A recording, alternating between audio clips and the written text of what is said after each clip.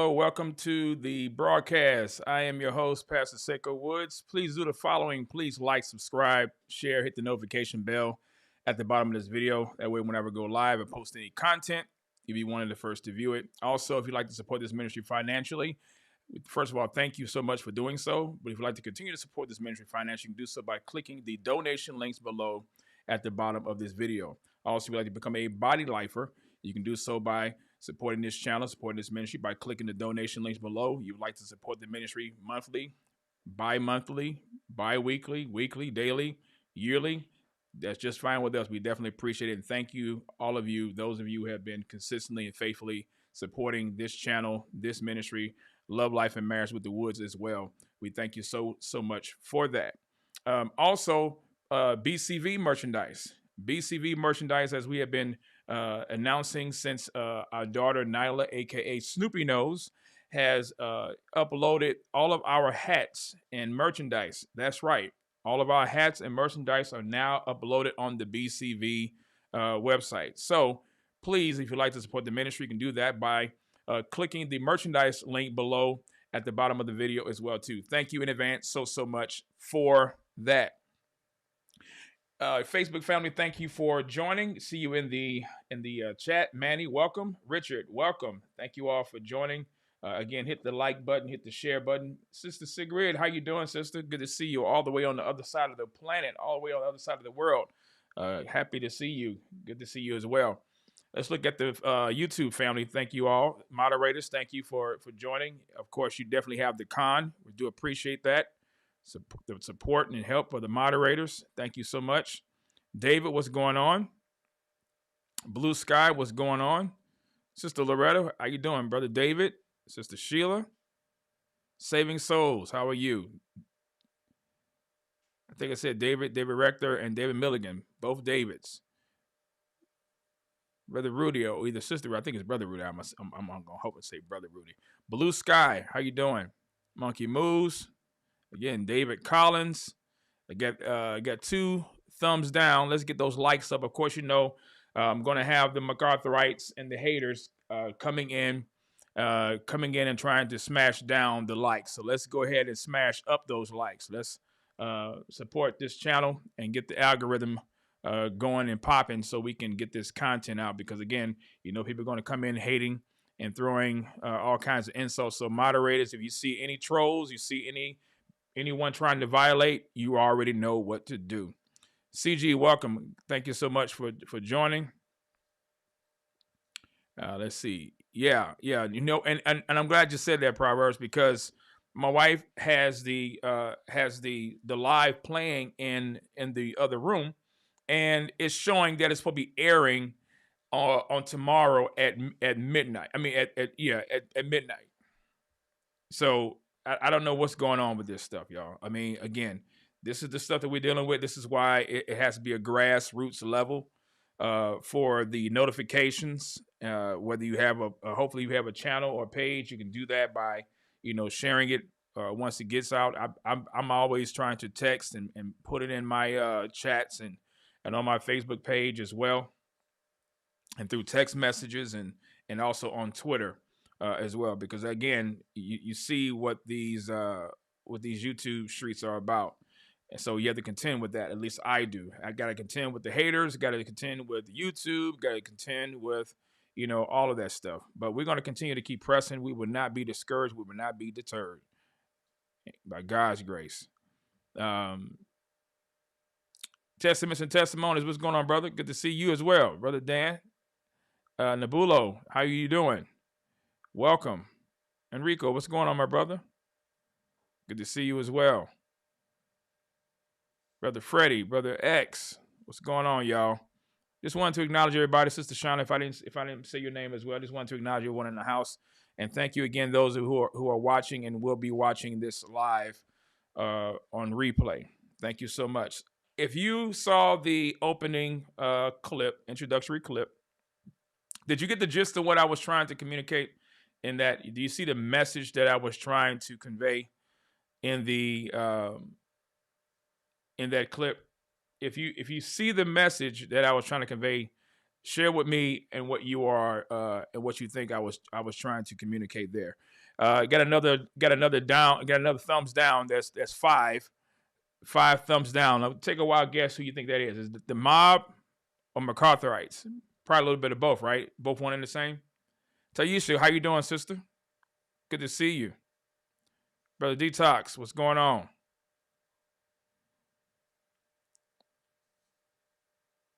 Yeah, that's exactly what they're doing, but they're not hiding it. They're not trying to be they're not trying to be discreet about it at all.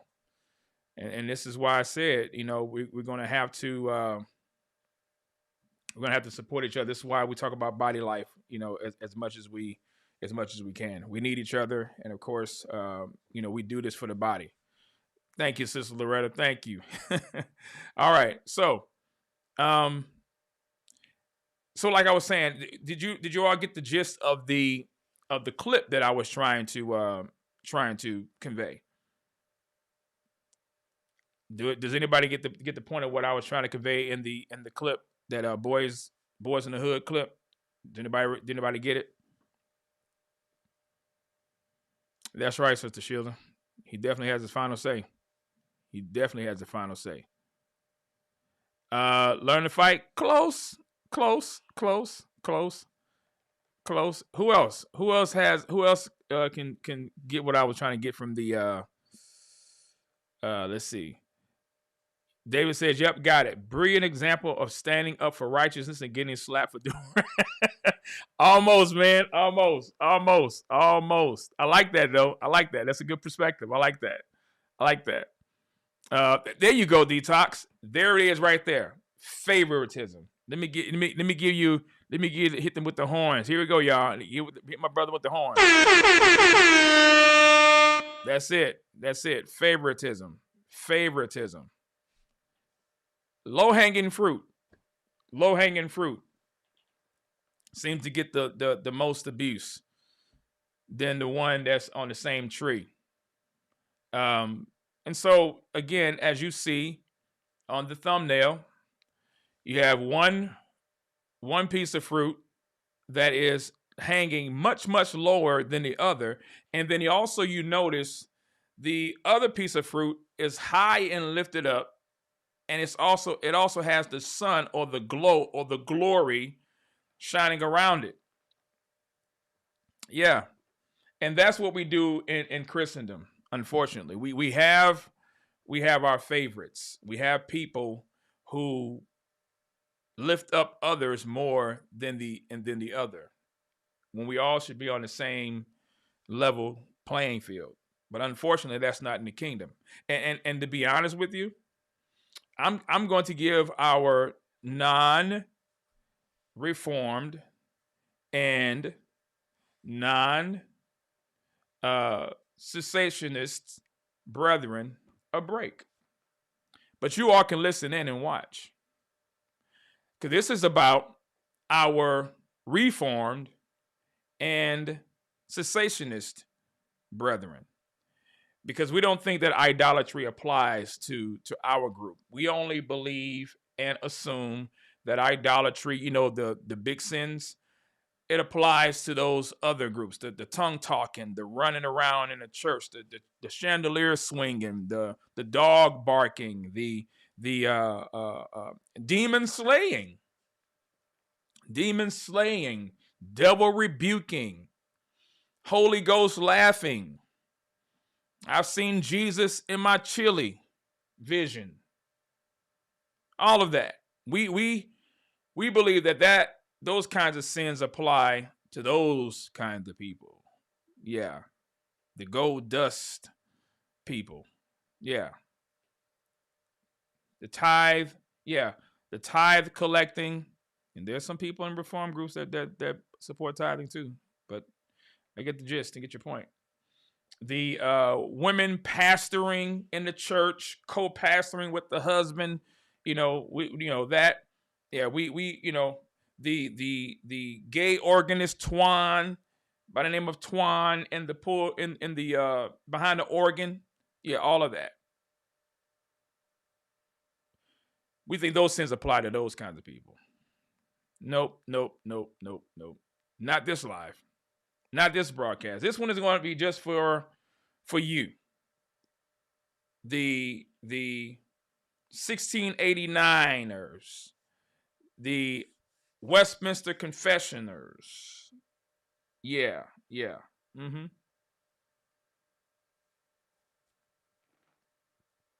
Yep. The sinners in the hands of an angry Godders. The Calvin's Institutors. Yeah. The Martin Lloyd Jonesers. The Spurgeoners. Mm-hmm. And definitely the MacArthurites. This is for you. This is for you. So as we always try to do here, is we try to make sure that we lay out a foundation. Because again, I know when most of us read scripture, we don't believe, talking about us reformed people, we don't believe that a lot of these texts apply to us. We believe it applies to the other people, the other guys, the other church, the other denomination, across the other side of the aisle. Yeah. But these verses are going to be applying to us today. Proverbs chapter 4, verse 23. The word of God reads, watch your heart. Watch over your heart with all diligence. Why, Solomon?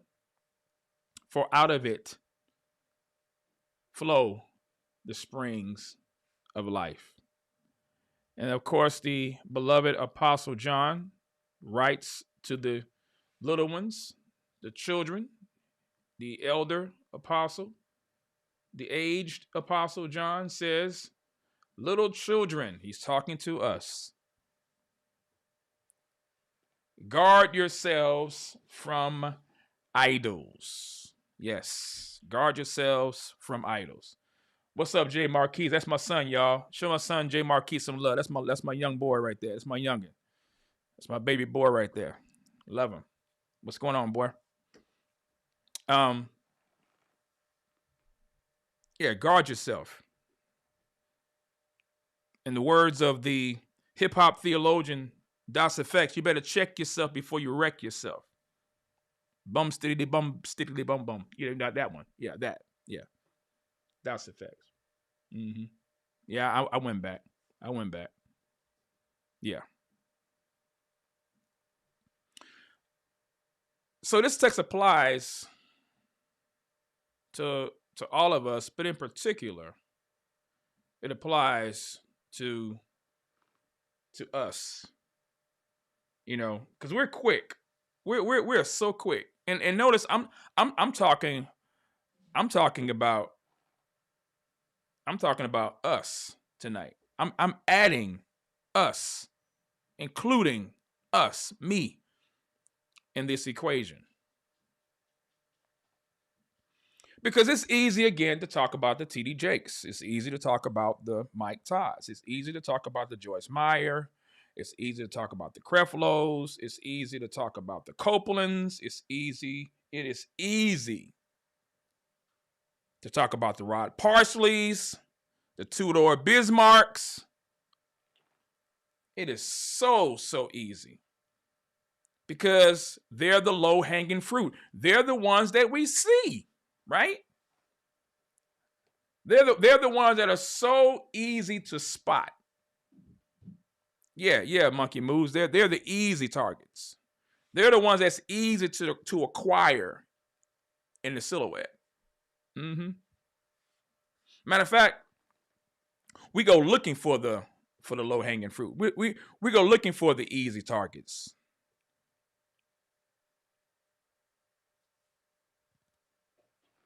Because after all,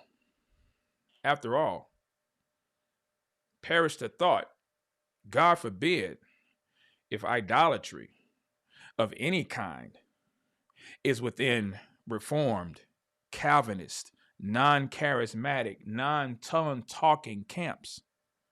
God forbid, not those of us who are known for our exegetical prowess, not among those of us who know how to parse verb tenses and know all the languages, the Hebrew, the Greek, the Aramaic.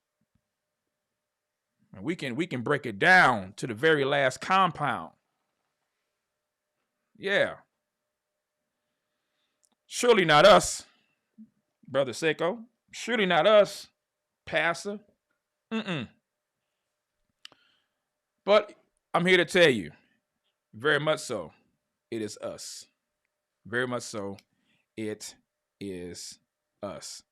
So I would like to ask you a question. I would like to ask a question, if you don't mind. Here's my question. We're going to deal with the low-hanging fruit. To be fair, we're going to deal with the low-hanging fruit for a moment. When you think of Mike Todd, and I'm going to populate your comment, Facebook family, YouTube family, those who are watching, even the haters that are giving me the thumbs down, you can join in on this conversation too. This would be right up your alley because I'm not talking about your idol yet, but it's coming. Here's my question. When you think of Mike Todd or any heretic, but particularly Mike Todd, the one who spat in his hand, hocked up loogies and mucus, and then rubbed it in his hand and smeared it in his brother's face. I think it was his brother, but nonetheless, whoever it was. And he used that as a sermon example on what Jesus did to the blind man. For the record, I didn't even want to play that clip. I didn't even upload it because that's how nasty and how foul it was. And this was the first time today that I actually saw it. And I wish to God that I didn't. But suffice it to say, when you think of Mike Todd, when that name comes to mind, what do you think of? Put the comment, put your description, whether it's an adjective, but keep it holy. What do you think of? What do you think of when you think of Mike Todd?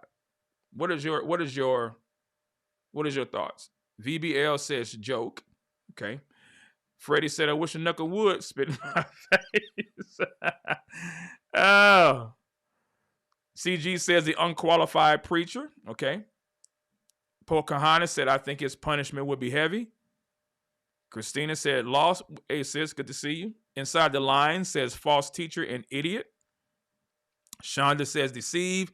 Detox says unqualified. Deem Q says wild crazy.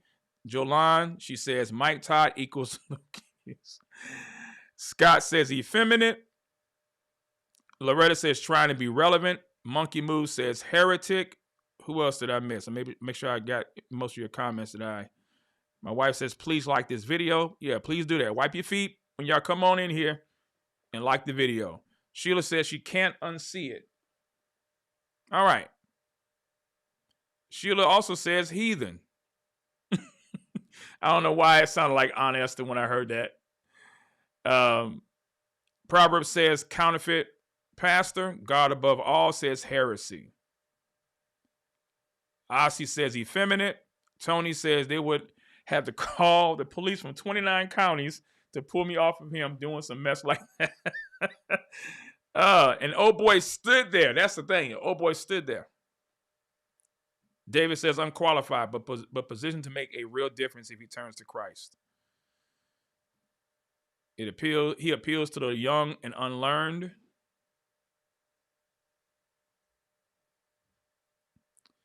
People pleaser redeemed said, what's up, brother? What's going on, bro? Bobby Dean says Mike Todd is a fool. God above all says false teacher.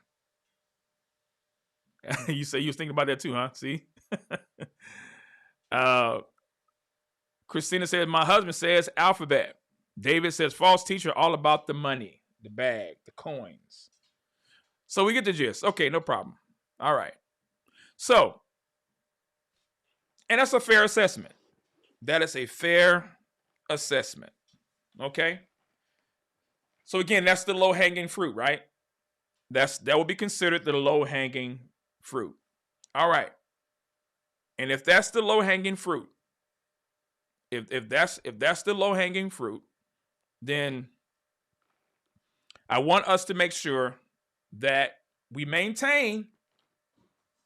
I put it this way: when I present what I need to present, remind me, okay? I want you all to remind me. Moderators, remind me. Dear, remind me. Son, if you're still here at the end of this live, remind me. Remind me to ask that same question when it comes to the forbidden fruit. Who is the forbidden fruit, you may ask? I think we all know who the forbidden fruit is. None other than the evangelical Pope himself, John F. Fresca MacArthur. Is in regard to the latter half of the tribulation period when men will be required to have the mark of the beast in order to buy or sell. My question is, once a person takes the mark, is there any possibility of him coming to Christ? Yes. I think, in the 7-year tribulation coming in the future, we're going to get into this probably a week from Sunday night, maybe this Sunday night, maybe a week, I'm not sure. But the tribulation is a 7-year period, right? The rapture of the church, 7-year tribulation, then Christ returns, sets up his kingdom. Now, in that 7-year period, really two things happen. God begins to judge the world with a series of holocausts, and at the same time, he begins to redeem his people Israel. And in the process of this, the Antichrist establishes his rule, and in order to function in the economy of the Antichrist, you have to take the mark of the beast. Now, the question is, if you're living in the tribulation period, and you take this mark, in other words, you identify with the beast's empire, will you still be able to be redeemed? And I think the answer to that is yes. Yes. Otherwise, there would be no salvation of anybody in the end of the tribulation. So I don't think the fact that someone takes that is a sentence to permanency, any more than you being a part of this world system once in your life means you have to be a part of the system all your life. Now, remember now, I want you to keep that same energy. I want you all to keep that same energy. Keep the same energy now, okay? Now, I'm not going to elucidate MacArthur's point because I've already addressed that before.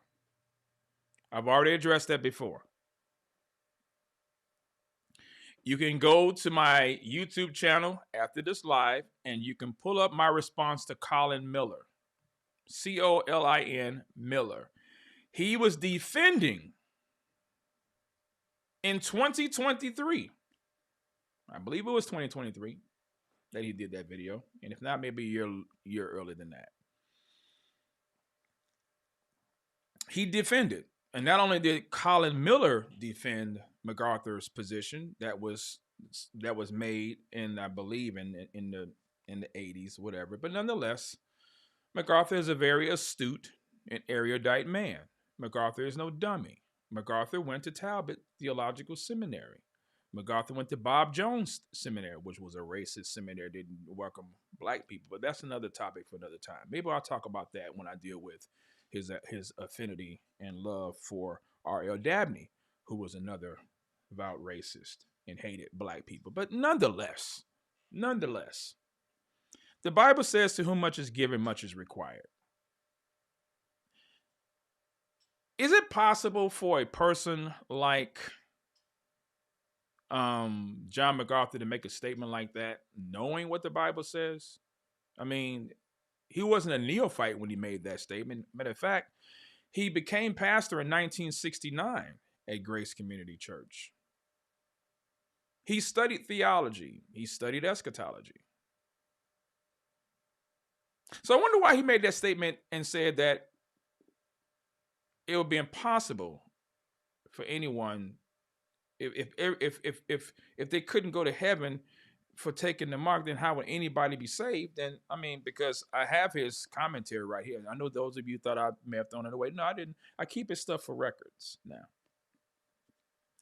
And the MacArthur in 2000, because this was when this one was written. Now, of course, we know he didn't write these commentaries, although his name is on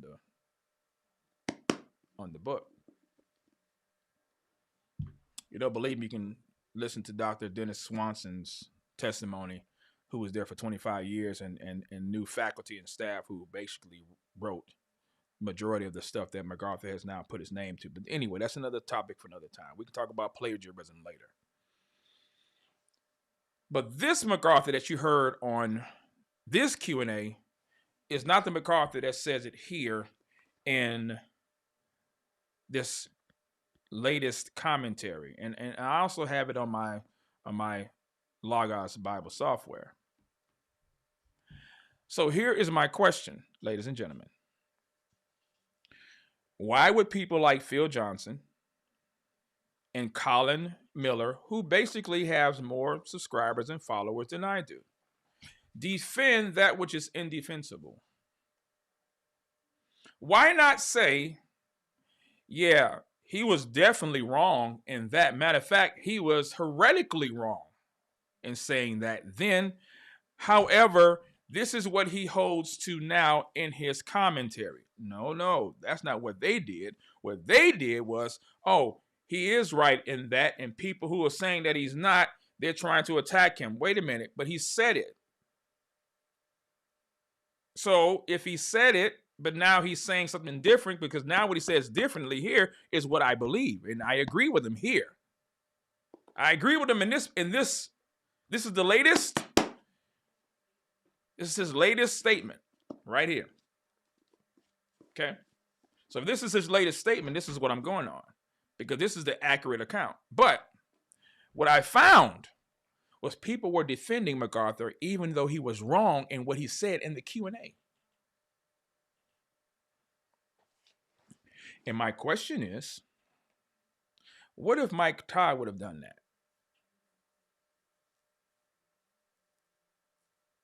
What if Mike Todd would have done that? What if Mike Todd would have said that? Now, to be fair, I never heard MacArthur publicly retract what he said. All we have is what he now holds to in writing.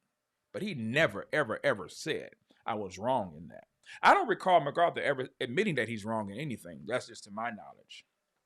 And I know other people in faculty and staff that have been close associates and in relationship with MacArthur, and have said this man never admits that he's wrong, which explains why he would never admit that he's wrong about Eileen Gray and others that he has abused and mistreated.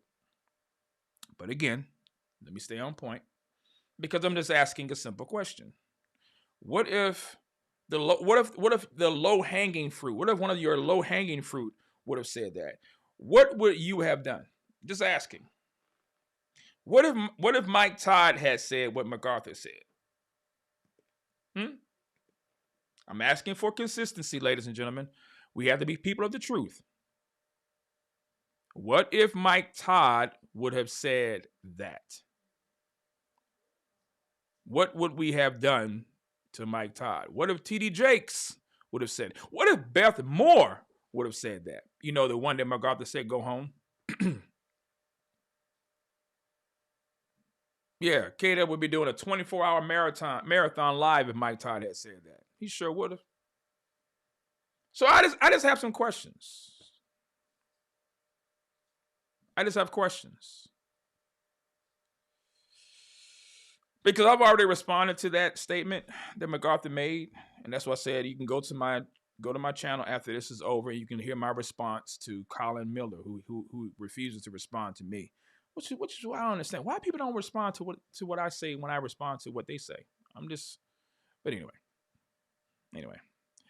So you believe, Stevie, he would have been ripped apart like paper, huh? Yeah, thank you. Liberating troops. I forgot about that heretic. What if Marcus Rogers would have said that? Again, I'm just asking about the low-hanging fruit. Okay? Just looking for consistency. That's all. Well, what about this one?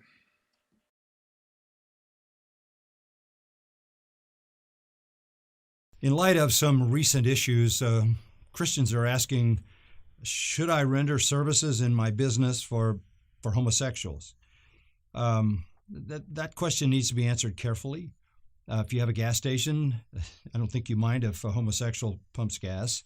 If you have a grocery store, I don't think you mind if the homosexual comes and shops there.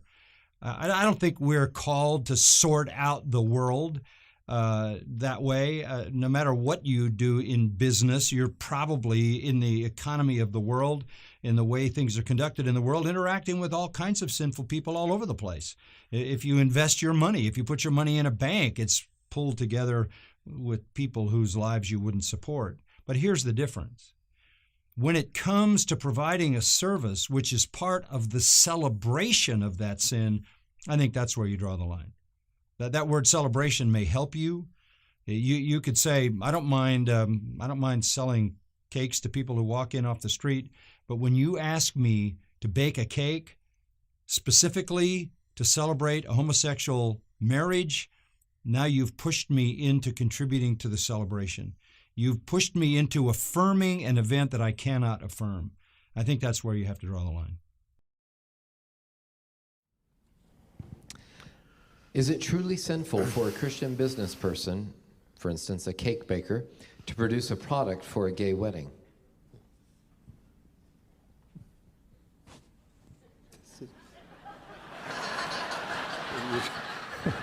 You're on a roll. No, it's not sinful for a cake maker to make a cake for a gay wedding any more than it's sinful for a guy who runs a restaurant to serve dinner to somebody who's gay and sits in a booth and eats the food, or goes to the market and buys a loaf of bread and you own the market.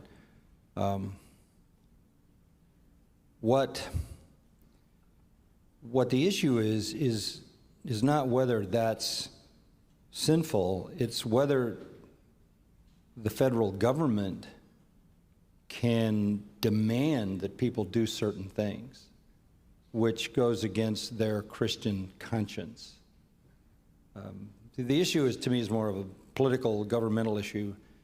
I actually think that we need to show love to everyone, and particularly we need to do good to all those that are outside the kingdom as well as inside the kingdom as much as possible.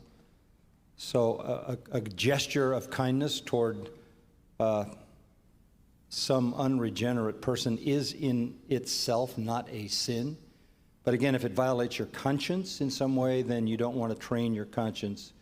You don't want to train yourself to ignore your conscience. So I think it's a personal issue. The issue becomes when people are basically fined or imprisoned for doing things that are religious conscience matters, and that speaks to the issue of how much authority the government has to make you do that. So, there's a difference, wouldn't you say? All I'm doing is playing the receipts. That's it. I'm just trying to see what's the difference between the MacArthur that we heard in 2014 to the MacArthur you heard in 2017. Here's my question. Remember when K-Dub gave Mike Todd the business about saying, trans, the name of the church is trans. You're trans. We want you here, right? I mean, so I'm just asking, what's the difference from what Mike Todd said from what John MacArthur said about decorating a wedding cake for the celebration of a gay wedding? Because at least Mike Todd said in that video that we saw yesterday and that you heard K-Dub mention, or he didn't add that part.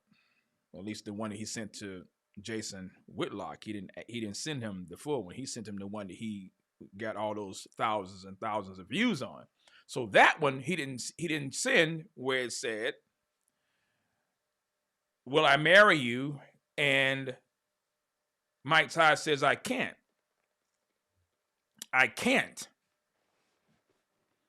Because he has to come under the kingdom. Now, again, I'm just saying, if you're giving Mike Todd the business, if you're giving Mike Todd the work, why not give the elder statesman some work?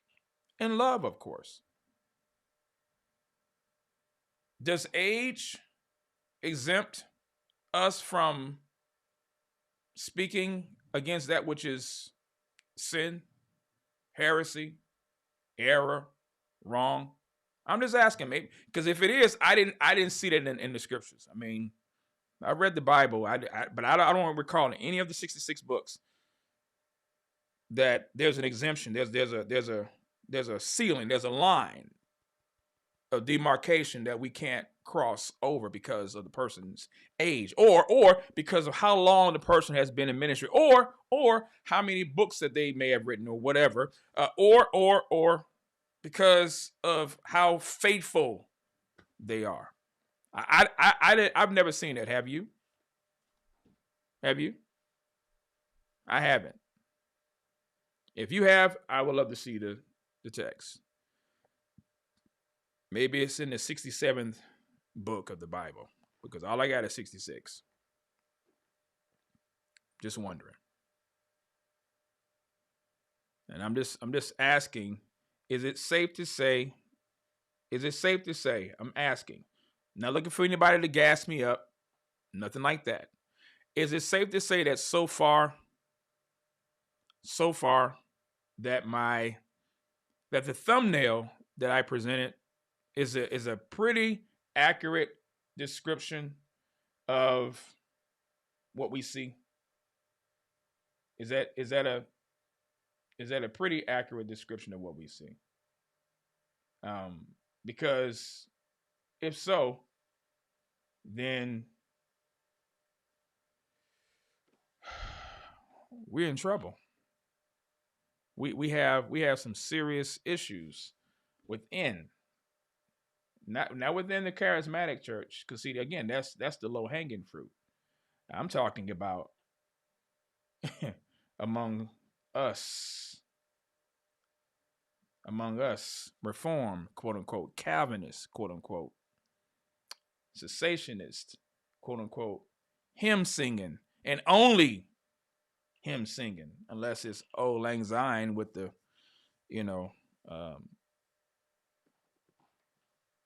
all glory to Christ added to it like Diddy.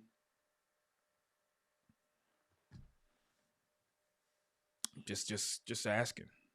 So maybe there is a difference. So again, if we're going to give Mike Todd the work in the business, why are we sidestepping and pump faking when it comes to evangelical Pope himself? Just asking. Sure is quiet. I mean, I'm just getting warmed up because I haven't even given y'all the haymaker yet. I haven't. I'm just letting y'all know I haven't. Just giving you a little bit of review in case some people forgotten. Because I had like two columns.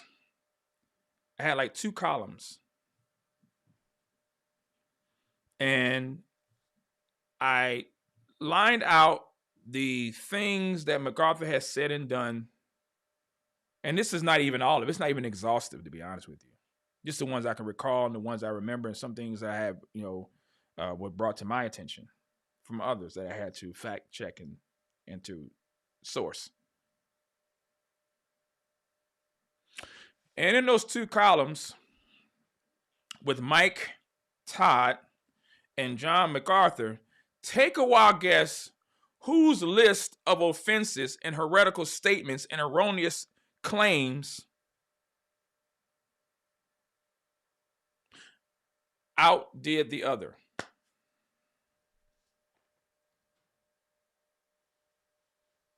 Just asking you. And if you say, well, of course MacArthur's because he's been around longer than Mike Todd, that's not always the case. That doesn't mean anything.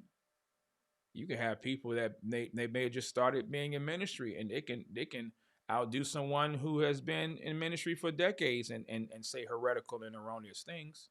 So it is not the tenure of the person's life that makes a person a heretic, is what they say throughout the tenure of their life and whether they repented of those things and the severity of the sin. Because there is a difference of being in error and there's a difference of speaking heresy. And if you say that MacArthur has never made a heretical statement, then you definitely are lying and you need to repent. But I'll just ask you, if you don't think any of those things that I mentioned to you are an issue, no problem. Not a problem.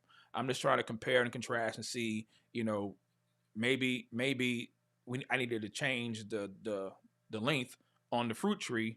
Instead of having Mike Todd brought down low, maybe I should have brought MacArthur low and had Mike Todd high. I don't know, but you tell me. This is why it's so interesting, because when I read the New Testament myself, and I obviously am not a believer in the divinity of Jesus. When you ask me to show the variation between Judaism and Christianity, morally, no, there's none. And in terms of God, we don't have the same God as Muslims. Allah is not the same God as Jehovah. We don't have the same gods as any other false religion, but we have the same God as Jews and Christians. We have the same God as Jews and Christians.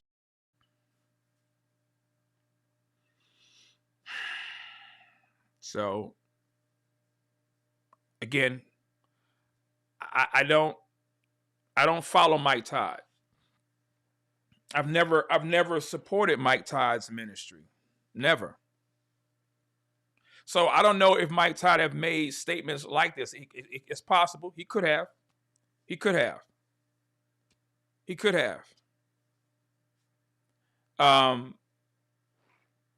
But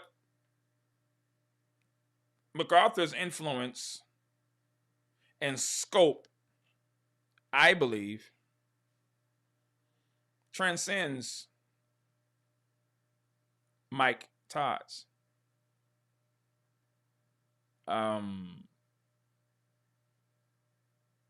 Does everyone know the difference between an Orthodox and a Messianic Jew? Does everyone know the difference between the two? Do we know the difference between a Messianic and an Orthodox Jew? I hope we do, but just in case you don't, MacArthur said it in his conversation with Ben Shapiro. He says, what are you going to do with Jesus? Because he's God. But if Ben just said in front of MacArthur's face that he does not believe in the divinity of Jesus, then how, sir, how, Pastor John, can you say that Jews like Ben Shapiro, who have gone on record, and this is not the first time that Ben Shapiro has denied the deity of Christ, that does not believe in the Trinity of the Godhead. He has made it publicly. He's done it on this show here with John MacArthur, and he's also done it on other shows as well. Joe Rogan comes to mind. I mean, he kind of like made a mocking statement regarding Jesus when he was talking to Joe Rogan. So my question is, if we, that is Christians, worship the same God as Ben Shapiro, then all of us are going to hell, because that ain't the true God. I mean, if I'm making this up, then y'all tell me. I'm just playing the receipts.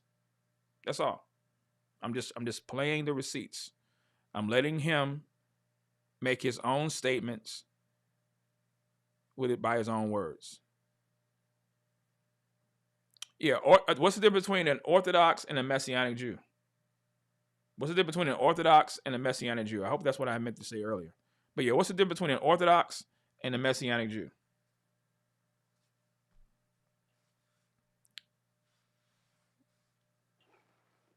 Messianic Jews believe in the Messiah. They believe that Christ came, and they believe he's coming back again. Orthodox Jews deny the claims of who Jesus said he was, the writings of the Old Testament prophets, and what the New Testament writers say about Jesus and his return. They're still looking for him. They're still looking for him. Orthodox Jews are.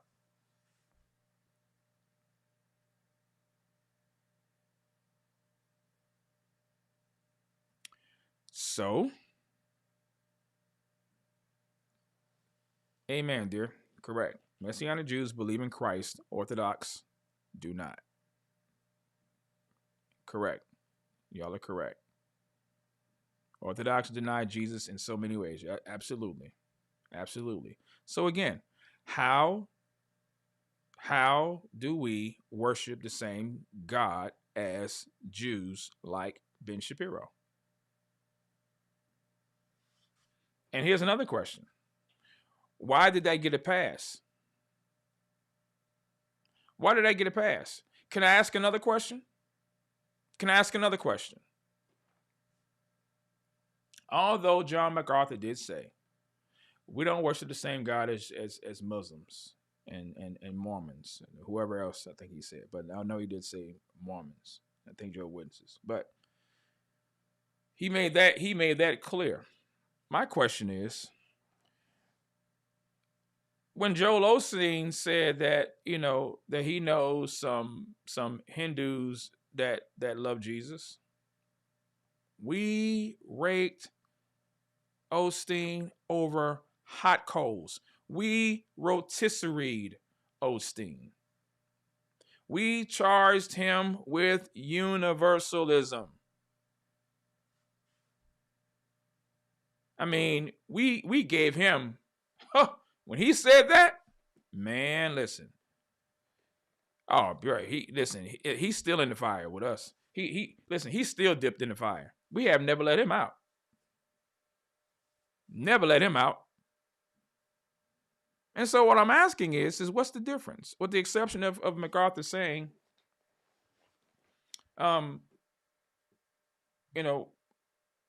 we don't worship the same God as Muslims and Mormons.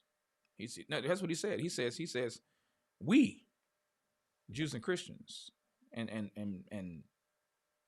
Ben Shapiro is a Jew, but he's a Jew that denies the deity, the work, the essence of who Christ is. He does not believe that Jesus Christ is who he said he was and is. He denies that. So how can MacArthur affirm a person who denies the very God that we serve?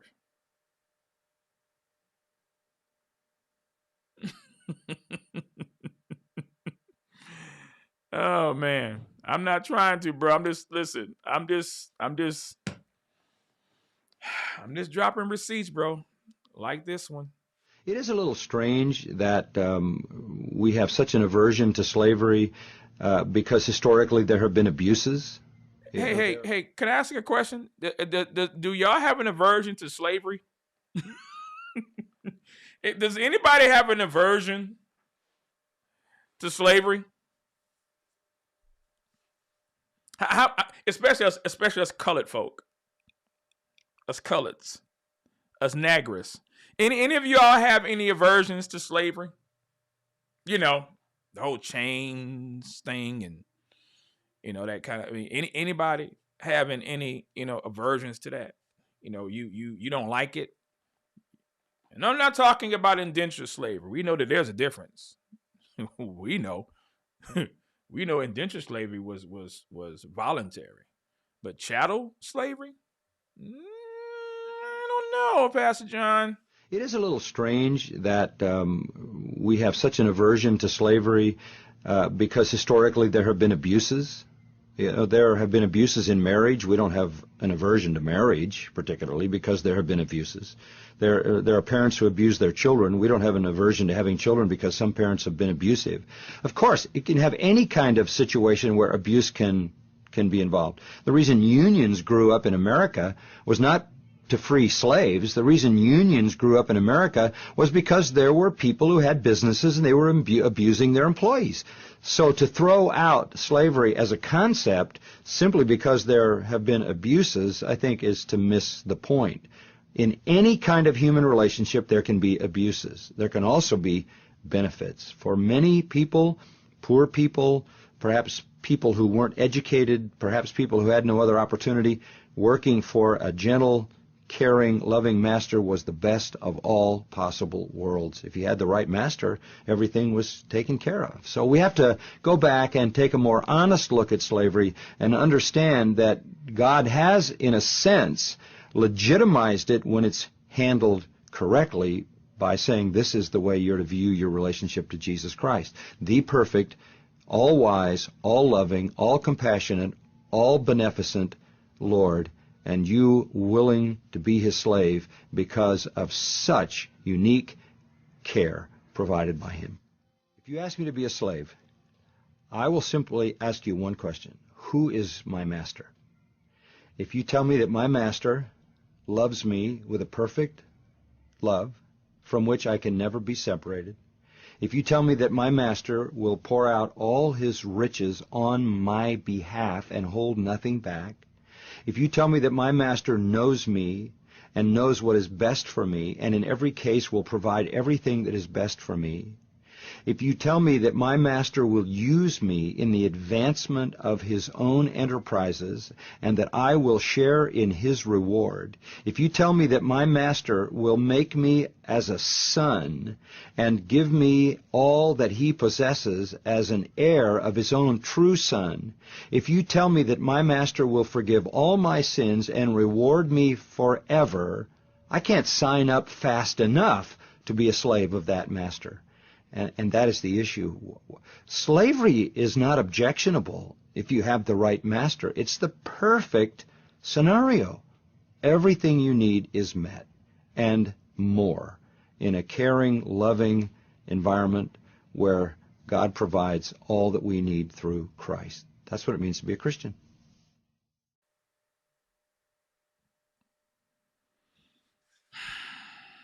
Well, I mean, listen. At least we heard what he had to say about it. I mean, we don't have to ask for him to explain it any more than what he did, right? Yeah, I know some of y'all didn't see this before. That's why I played it again. I said, I know some of y'all have not seen this. So let me make sure that, as I'm going through these receipts, I'm going to go through a little bit of review. And then we're going to, go up a little bit. Because right now we're still taxing. I was waiting for it. Seiko, the white delegates would like to trade J-Mac for a bowl of greens and hot sauce. Oh. Wasn't it hard? This was a tough one, wasn't it? Wasn't it tough? He said it's the perfect scenario. Here we go, yo. So what's the scenario? Yeah, maybe John MacArthur got a little bit of tribe in him, y'all. I don't know, y'all.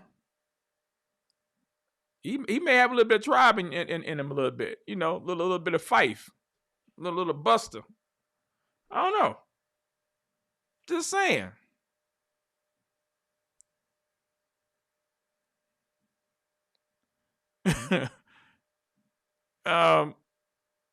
What was he thinking? Hey, what does the Bible say? Out of the abundance of the heart, the mouth speaks, right? But also, you know what else the Bible says? No student is above his teacher. But when fully trained, will be like his teacher. And Phil Johnson is definitely a student of the teacher. One of my favorite theologians in America is R.L. Dabney. He was a Presbyterian theologian, and I firmly believe that he would be remembered as America's greatest theologian ever, except that he got embroiled in the Civil War. He was a Southern Presbyterian. During the time of the Civil War, he was the chaplain to Stonewall Jackson. So he was actually in the military and fought for the South in the war. And when the South lost, he became embittered and never really got over it. And some of his later writings also are racist, just racist. And so much so that when the Banner of Truth published his collected writings on essays and stuff like that, it's called Discussions. It's actually my favorite set of books. Of all the books on my shelf, that's the one I would least like to lose, because there's some just brilliant material in there. But when Banner of Truth, it was originally 4 volumes, and when Banner of Truth picked it up and published it, they made it 3 volumes because they took out, there was so much racist material at the end that they had to take out. So they deleted half of volume 3 and most of volume 4 and put it in 3 volumes. And I look at Dabney and I think, what a shame. What a shame. I mean, he was a product of his times, and what a shame that he couldn't rise above that and see beyond that, because he understood doctrine and loved the scriptures and loved Christ, and I'm sure his level of spiritual maturity was far beyond mine. So I feel bad even criticizing him, but you have to step back and look at that and say, he, like all those reformers, was a flawed man, and sometimes our flaws outlive and sometimes even overshadow our good qualities.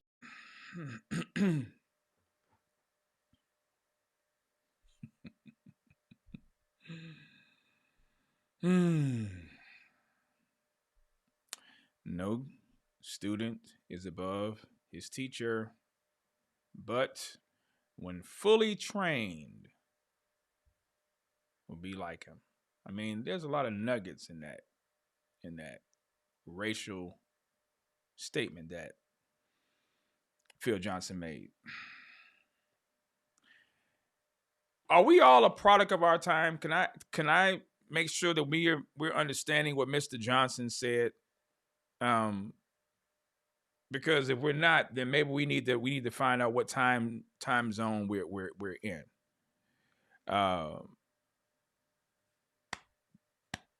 Because all of us are products of our time, right?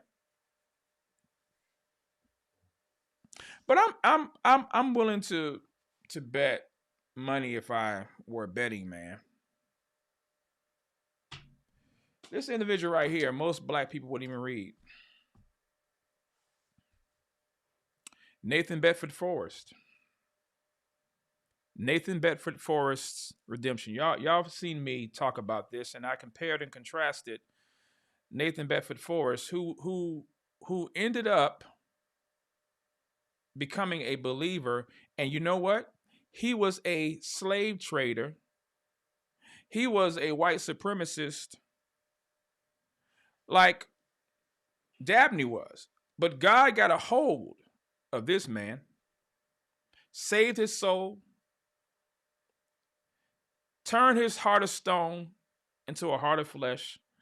The very people that he considered to be less than human, he loved him some black people.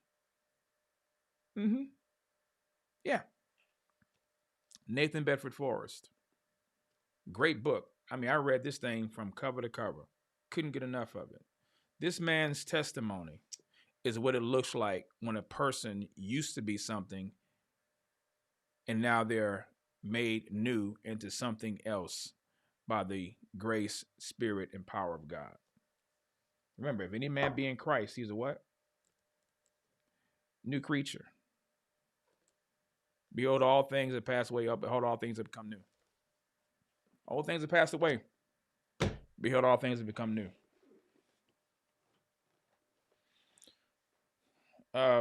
Murderers are a product of their time.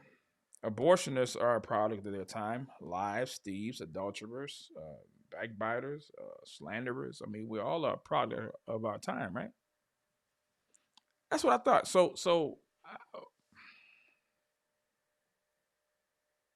I'm trying to understand. So you can be a Christian and still be a racist. Is that the conclusion that we're getting? And if you think I'm making this up, you don't have to take my word for it.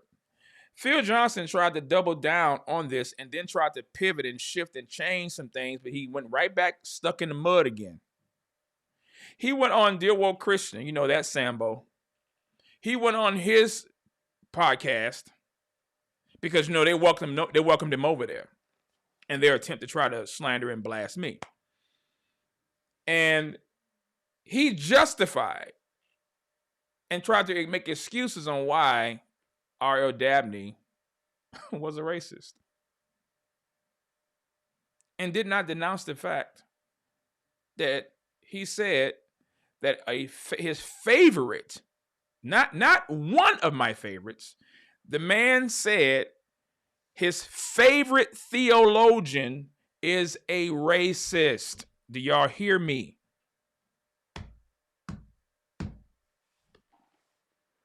I don't think y'all did. I don't think we see the implications behind this. Now, Mike Todd had dawned on his person Miles Monroe, who is a heretic. We'll say that. Mike Todd took a picture with Carlton Pearson recently. Carlton Pearson is a heretic.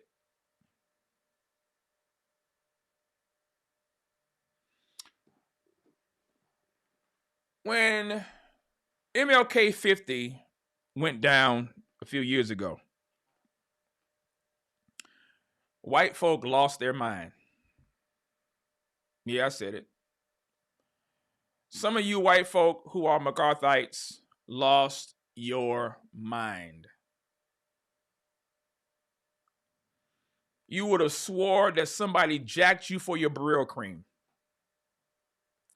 You would have swore that someone told you that your membership at Just for Men had been revoked.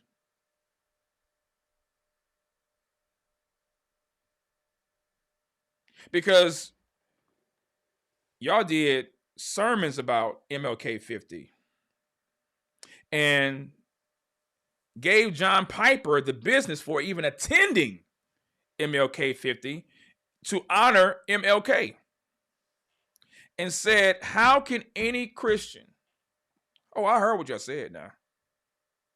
I heard what you said. How can any Christian celebrate and attend a conference of a known heretic who denied the essentials of the Christian faith? You know what an essential also of the Christian faith is? Matthew chapter 22, verses 37 through 39. You shall love the Lord your God with all your heart, with all your soul, with all your mind. And the second, Jesus said, is like it. It's like what? Like the first. You shall love your neighbor as yourself. On these two hang the law and the prophets. How can I love God, John the Apostle says, and hate my brother? Paul says, love does not do harm to a neighbor. Yeah, Romans 13, verse 10, give or take. The Bible says that love does not seek its own. It's not selfish. It puts others before themselves. So, how does a person like R.L. Dabney fare? I'm just asking. Yeah, ain't that ironic? Phil Johnson started the website, the Spurgeon Archives, but he chose Dabney. So what does that tell you about Mr. Phil? Because church history records Spurgeon openly detesting and abhorring the practice of chattel slavery in America. So much so that the white racists in this country told Spurgeon, if you come over here, you're a dead man. But Phil Johnson's favorite theologian is a racist. But these same people, these same white folk, these same white reform folk, these same white conservatives, these same white fundamentalists, these same white Calvinists, these same white ShepCon attending participants will tell you and I that MLK is a racist, that Jeremiah Wright is a racist, and Louis Farrakhan is a racist. Okay. And that they're heretics, and that they deny essential Christian doctrine, but they will hold to the vest their own beloved racists.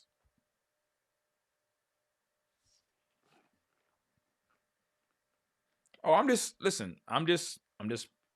dropping receipts. That's all I'm doing. I'm not making up anybody's words for themselves. I am just letting the records play. That's all. That's all I'm doing. You can't say that I'm twisting anybody's words. Nothing. Yeah, Scott. Let black Christians exalt Farrakhan.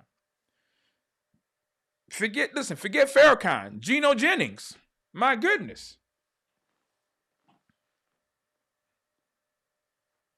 Just James Cone. I'm saying, but we're talking about Mike Todd. You got a man that graduated from a racist seminary that did not welcome black people. He graduated from Bob Jones University. Or at least he attended it. He's gone on record and told people like Dr. Harley Howard, who wanted to bring black people over to Grace and the Master Seminary. No, don't bring them over here. You stay with your people over there. Your people. He said, you keep your people. You stay with you deal with your people over there. You go over there with your people. I'm just giving y'all the documented evidence and testimony of Dr. Harley Howard, who attended the Master Seminary and who preached also with Dr. John Coleman. Just saying. I wonder, have any of you heard these stories before? If you haven't, I'm not surprised. Why? Because high, lofty, hanging fruit is up there for a reason. So you can't reach it. So you can't touch it. It does not necessarily mean that Phil Johnson and J Mac are racist. Really? So what does it mean, Baptist 702? You enlighten me. You help me. You help me now. I'm gonna ask you. I'm gonna ask you. Then what does it mean? You tell me, what does it mean, Baptist 702? What does it mean when a person says that their favorite theologian hates black people? Tell me what it means. Because I know what it means when I hear people that say that Jeremiah Wright is their favorite pastor, knowing what Jeremiah Wright believes, or saying that Farrakhan is my favorite theologian. I know what that person is saying and what that person thinks about white people. Or if I were to say that Hitler was my favorite world leader, what does that mean to a Jew who hears me say that? Or Margaret Sanger was a great woman, and I was white, and I said that amongst black people, and I knew the history of Margaret Sanger. Just asking you. Just asking you. Baptist 702, your response, sir. Your response. Your response. Because again, you said, and I quote, it does not necessarily mean that Phil Johnson and J. Mac are racists. I want to know what it means then. Because the burden of proof ain't on me to prove it. It's on them to prove that it ain't. The man said that one of his, no, excuse me, I didn't say one. My fault. I don't want to misquote what he said. My goodness. The man explicitly said this. One of my favorite theologians in America is R.L. Dabney. He was a Presbyterian. Is that what he said again? One of my favorite theologians in America is R.L. Dabney. Yes, correction. He said one of my favorite theologians. So, one of my favorite theologians is R.L. Dabney. One of my favorite theologians is R.L. Dabney. So he did put the one on there. One of my favorites. So, my question, Baptist 702, what does that mean? What does that mean? What does that mean? It's grieving to hear that I just don't want to jump to such potentially divisive conclusions. I don't want you to jump to anything. I want you to tell me, what does it mean? What does it mean? If I'm supposed to love my neighbor as myself, and if my brothers and sisters comprise of every tribe, tongue, people, and nation, and then there's someone who hates the very person that I am in covenant relationship with through the blood of Christ, and I know that this person hates my brother because of the color of their skin, and then they write works that describe my fellow brother or sister as less than human as I am, they question the imago Dei of me because of the color of my skin, and you're telling me that there are no implications that you could possibly be a racist if you are saying that this man is one of your favorite theologians.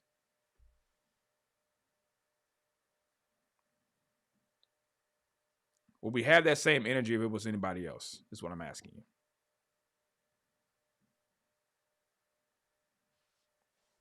Leah asks you the question, 702. What does a racist look like to you?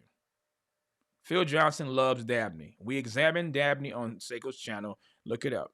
We examined a very disturbing look. Yeah, because I don't want to have to go into this anymore.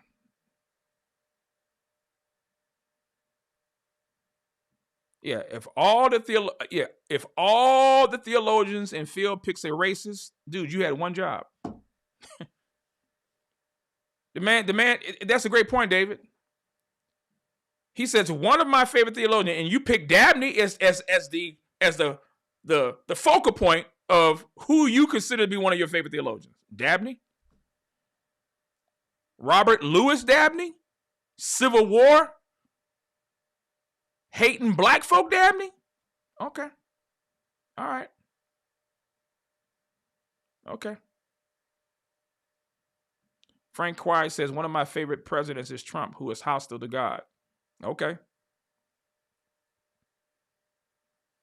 Okay. You should know what it means. You said it doesn't mean what you said it doesn't mean what the other thing said. You said you don't think it means that. So if you say they don't think it means that, then what does it mean? I don't know what it means. I would rather be as gracious as possible to people because conversations like this can cause serious. But brother, and this is funny. People like you want to give people the benefit of the doubt when they make statements that are clearly divisive and racist. That's why I'm saying this is low-hanging fruit. If this was Mike Todd that had said that, oh, come on. Y'all gave Jeremiah Wright hell. Come on now. Can we at least be honest? Can we at least be honest? Exactly, Justin. How can you pick a racist who hates your brothers and sisters in Christ and you call him one of your favorite theologians And then and listen. You heard the recording. The man said he wrote some volumes that was clearly racist against black people. And this man has the temerity and the cashews to sit there and say, this is one of my, I would have kept my mouth shut. I would have never said that. I would have kept that crap to myself. But out of the abundance of the heart, the mouth speaks. He can't. If that's one of his favorite theologians, he can't. And listen, does anyone know who Tabiti Anyabwile is? Anyone know who he is? Anybody?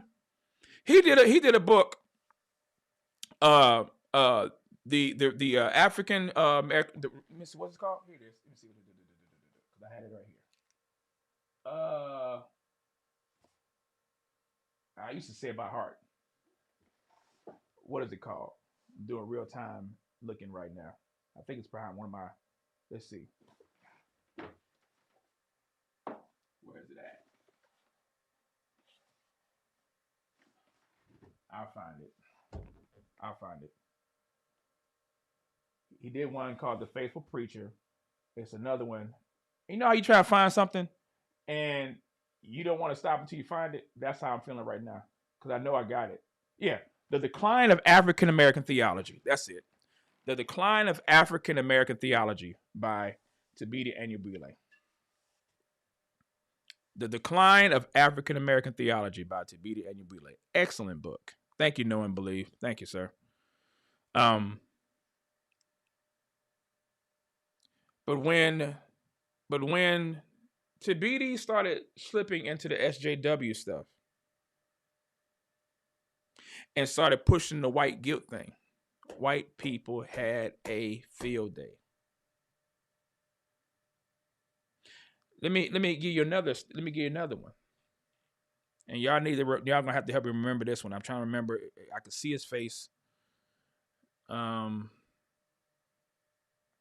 Black brother, wears glasses, and he was the brother that said after Trump had won that he does not feel comfortable worshiping among white people anymore. Jamar Tisby, that's him. Yeah, Jamar Tisby. Jamar Tisby.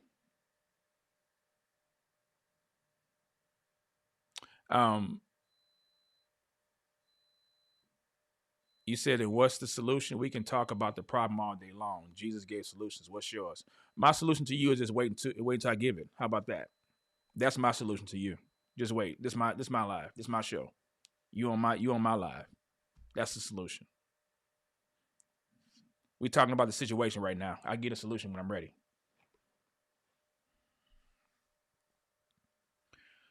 So we gave Tabiti Anyabwile work. We gave Jamar Tisby work. And rightly so. And rightly so. All I'm asking is this. Why isn't when white folks say something, some of y'all give them a pass? But let a black person say it. Oh, yeah, I'm going there. Yeah, I'm going there. Yup, I'm going there. How is it that Jamar Tisby says, I'm not comfortable worshiping with white folk, with white people anymore because Trump won the election in 2016. But Phil Johnson can say that a racist who hated black people was a product of his time. Was Jamar Tisby a product of his time in 2016 when he made that statement and white folk gave him the business? No, it ain't unnecessary. It's unnecessary for y'all to be hypocritical. That's what's unnecessary with Baptist 702. That's what's unnecessary. That's what's unnecessary. And I'm getting sick of it. I'm getting sick of it. I'm getting sick of the hypocrisy. I'm getting sick of the excuse making when it's clear sin. Yes, the book, The Color of Compromise was another good book. I only had one umbrage and one issue that I took exception with Jamar Tisby. It's Jamar, not Jamal. When people get the right name, Jamar. Liberating Truths. Thank you, brother, for the super chat.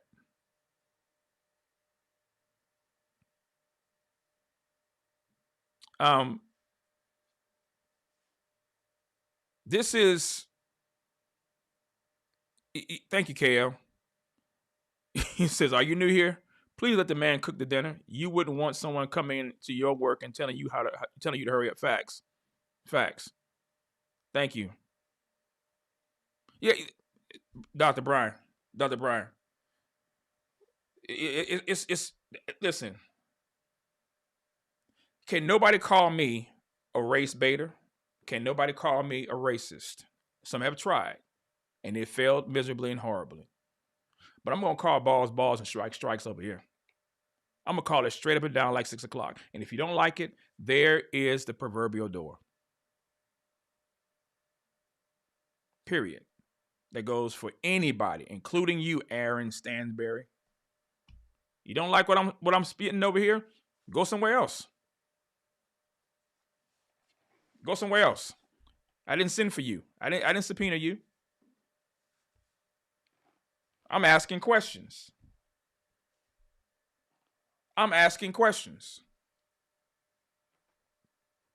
I see hypocrisy. Is what I see. You gave Jamar Tisby hell. You gave Tabitha Anyabwile hell. You give anybody that's black hell when they say something, but then white people say the same thing, remotely the same thing, and then they get a pass. No, not over here. Not over here. But maybe you can explain this one then. Maybe you can explain this one. What about this one? John MacArthur on R.L. Dabney. And no, by the way, I didn't write this. A white guy wrote this one. A white guy wrote this one. Somebody black must have wrote this. Somebody black must have been race hunting. Nope. A white guy. There he is right there. Daniel Clevin. He wrote it. And so there's some things I don't agree with him on. But on this, I agree. Quote, Dabney is a very helpful writer, although he hates black folk. Quote, one of the wonderful old past generation American preachers was a man named R.L. Dabney. And reading him is always refreshing.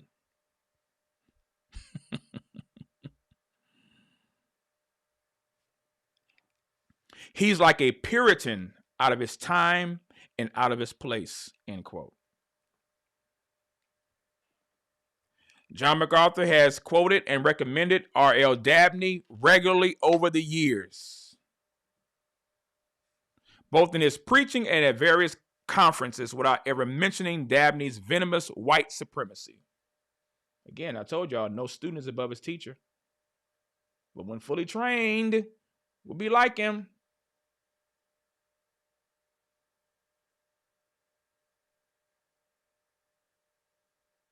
Just letting y'all see this.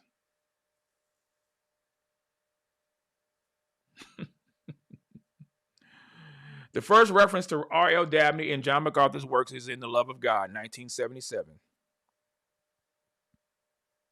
MacArthur calls Dabney one of the, quote, reformed stalwarts, end quote, and cites from his essay, God's Indiscriminate Proposals of Mercy, later in the book. Quote, these same truths have been vigorously defended by a host of reformed stalwarts, including Thomas Boston, John Brown, Andrew Fuller, W.G.T. Shedd, R.L. Dabney, B.B. Warfield, John Murray, R.B. Kuiper, and many others. In no sense does belief in divine sovereignty rule out the love of God for all humanity.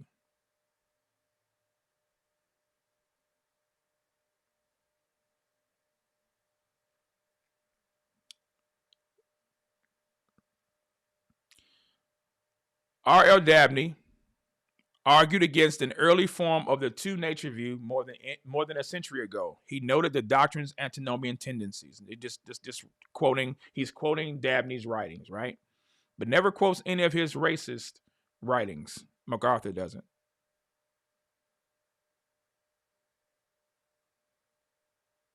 These are just the books that R. Dabney is being quoted in MacArthur's books.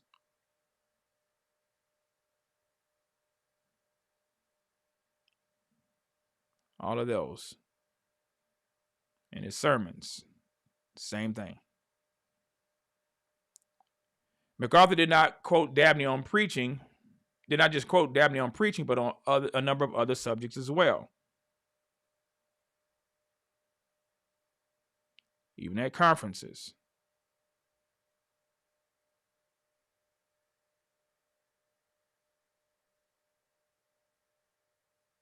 In books and messages spanning over 4 decades of ministry, MacArthur and his colleagues at Grace to You and at the Master's Seminary have repeatedly quoted and recommended Dabney to both his own church and to the broader evangelical world through conferences. After searching his site, gty.org, I have been unable to find a single qualification or caveat, let alone a warning or caution regarding Dabney's racism, white supremacy, and views on slavery.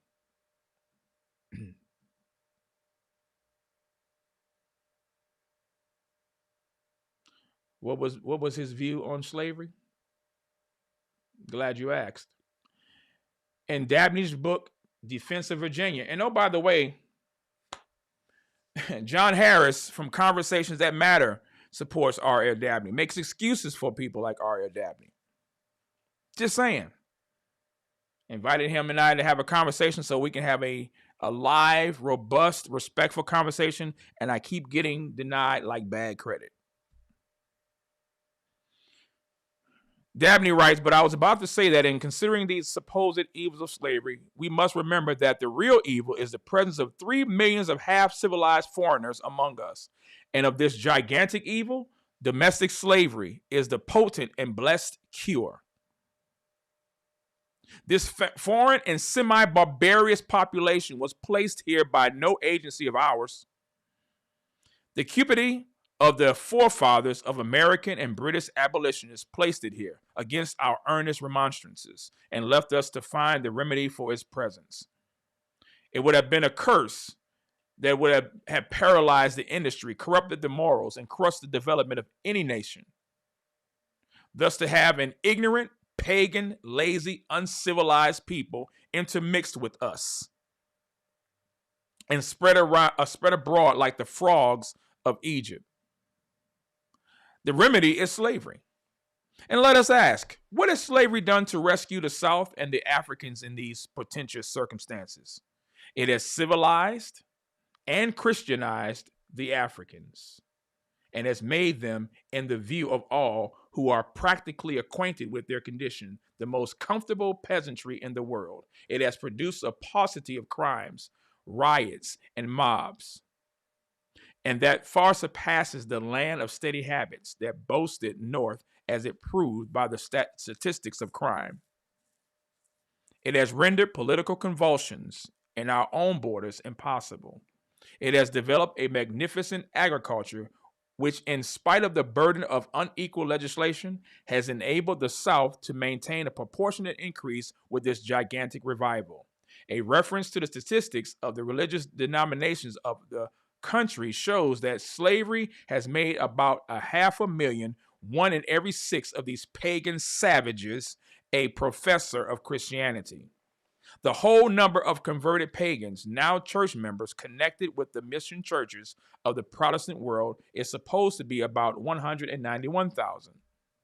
A goodly and encouraging number indeed. But compare these converted pagans with the 500,000 converts from the pagan Africans among us, and we see that through the civilizing agency of domestic slavery, the much slandered Christianity of the South has done far more for the salvation of heathen men than all the religious enterprise of Protestant Christendom. And this, no doubt, but the dawn of the brighter day, which the benevolent affection of the masters will light up around the black population if they are not interfered with by the schemes of a frantic fanaticism.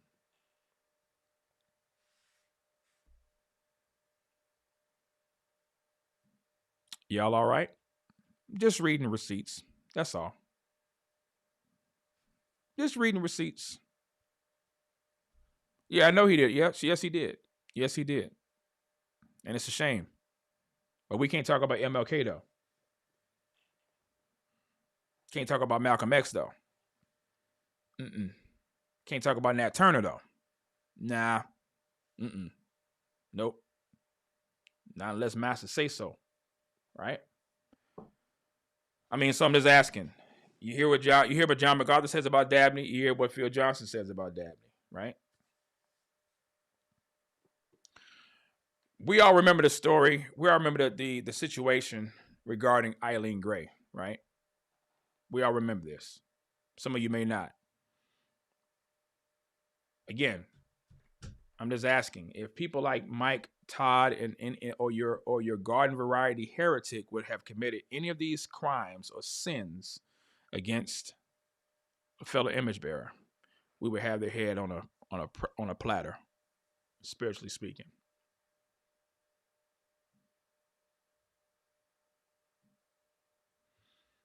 John MacArthur shamed excommunicated mother for refusing to take back child abuser. We all remember the story about this, right?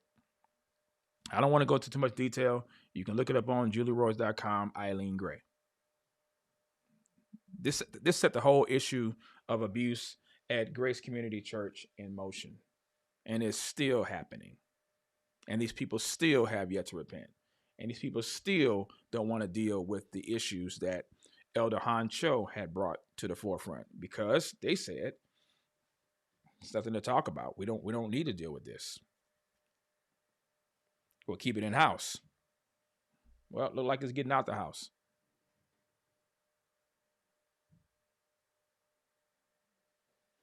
And by the way, David Gray is still in prison, serving 21 years to life.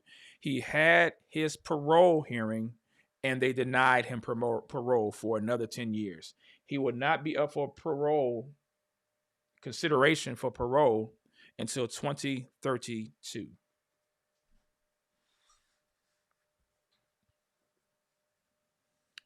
And I'll read to you the reason why, or reasons why. This is the actual court document of the appellate court, the People versus David Grant Gray.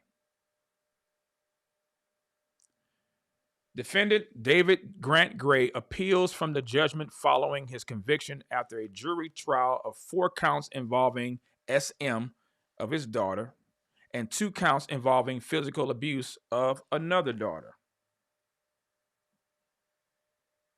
Appellant contends on appeal that the trial court erred by failing to sever the trial on the physical abuse counts from the trial of the M charges, and further erred by permitting the prosecution to introduce evidence of a prior uncharged SO. And I have to use these words because you see, YouTube can get triggered. But you can read it. He further contends that the trial court abused its discretion by restricting the scope of the defense's expert testimony. Finally, he argues that his conviction for committing a forcible lewd act must be reversed because it was a lesser included offense of his conviction for aggravated SA. For the reasons stated below, we are not persuaded by any of the appellant's arguments, and accordingly, we affirm the judgment. In an information filed by the District Attorney of Los Angeles County, appellant was charged, here it is right here. Appellant was charged with 10 felony counts alleged to have been committed against his 3 minor children. The information alleged that appellant committed the following 5 offenses, alleged to have been committed between December 22nd, 2000 and December 21st, 2001. Against NG, lewd act upon a child under 14 years of age, counts 1 and 3. Forcible lewd act upon a child under 14 years of age, count 2. Dissuading a witness by force or threat, count 7. And aggravated SA oral C of a child under 14 years of age by a person more than 10 years older.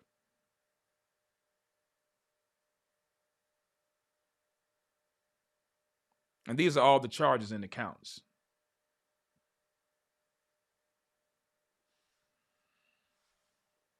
The information also alleged that appellant committed the following 3 offenses against E.G. on or about May 10, 2001. Causing or permitting E.G. under circumstances likely to produce great bodily harm and death to suffer and be inflicted with unjustifiable physical pain and mental suffering. Willfully and unlawfully inflicting cruel and inhuman corporal punishment and injury resulting in a traumatic condition upon a child. And dissuading a witness by force or threat.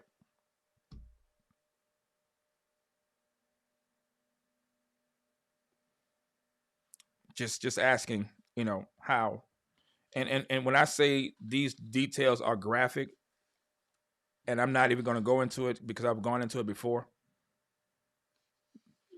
You just have to go to the channel and watch the video. So I'm not going to go into it right now. I've gone through it enough. And all I can tell you is sickening. That's all I can tell you. But this is the man. This is the man that John MacArthur, his church, and his ministry supported until they were caught. They may be still doing it under the law, but they were caught financially supporting this man's quote-unquote prison ministry. Even after the fact that they put Eileen Gray out with no money, no support, nothing. But they still supported this man.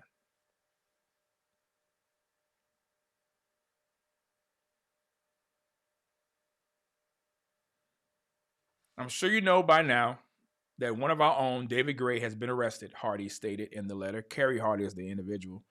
The accusations being brought against him have to do with CA. Most likely, these accusations come from his estranged wife, Eileen. You see how they're twisting and just distorting her name and character?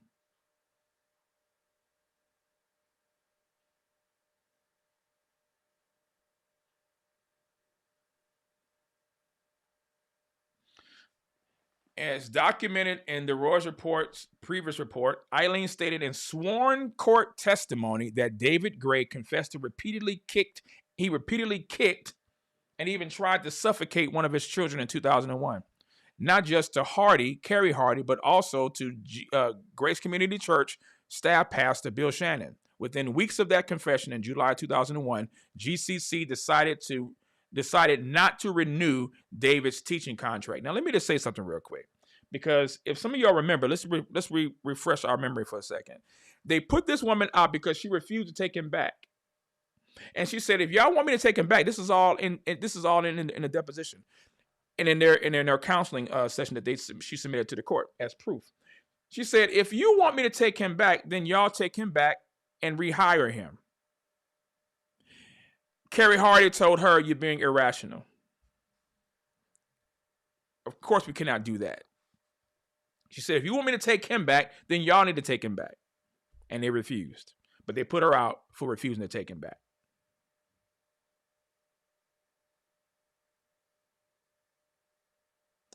Many of you have interacted with David on a personal level, and like those of us on staff who know him, you have great difficulty believing the accusation that had been brought. It ends up being an issue of character, whether or not David has demonstrated that type of character that fits these accusations or not. We can still strongly say that the accusations do not fit with what we know of David. This is what Kerry Hardy is saying.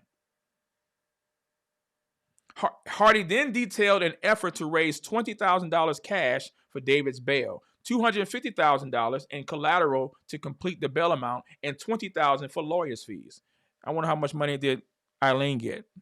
I think we already know. Hardy writes that he cannot and am not asking anyone to contribute, but then asks the reader to pray about and consider what you might do according to your conscience. Today, David is serving a 21 years to life for aggravated CM corporal injury to a child NCA. And at the time of this writing, the California Board of Parole denied Gray's parole for 10 years.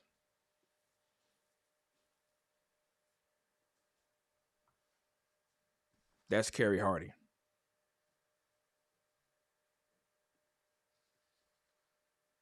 Just showing y'all.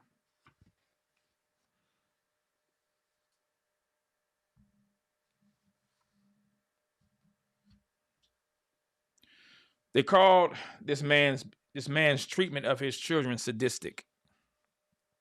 In other words that they used in court.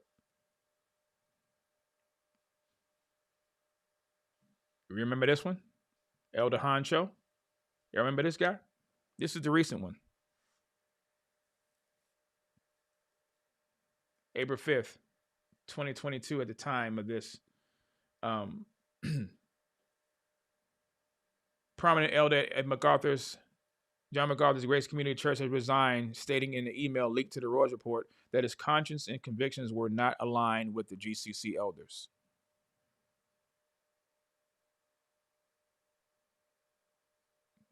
Remember, they told this man to do an investigation, and he did. They didn't like it.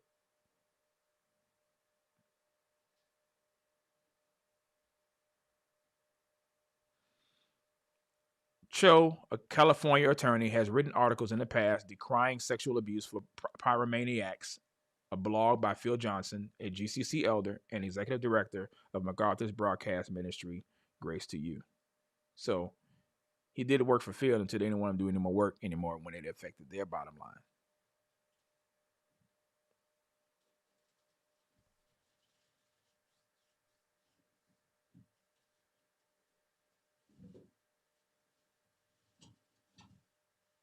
Just showing you all that this man was put out of the church, actually was forced to leave. Because he refused to align himself with something that he knew was not right. Elder Honcho. This was an open letter to John MacArthur by Julie Royce regarding the charges and accusation that he refused to respond to. Eileen Gray.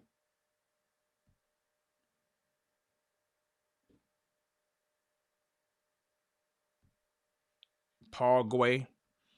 The letter that he wrote to the letter that John MacArthur wrote to the daughter of Paul Guay, who the father had SA'd.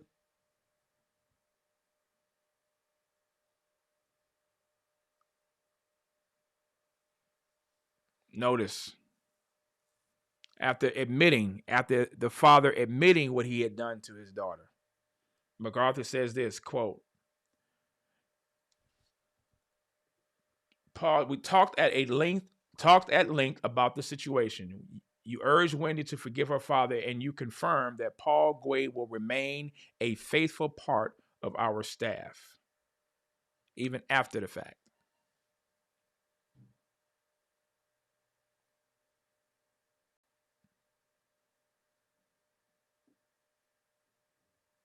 She brings the charges against what MacArthur says about himself.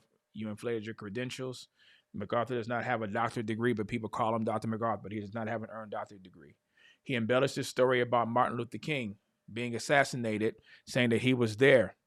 There are key differences between the story you've repeatedly told and the story told by eyewitnesses. This isn't misremembering, it is misrepresenting.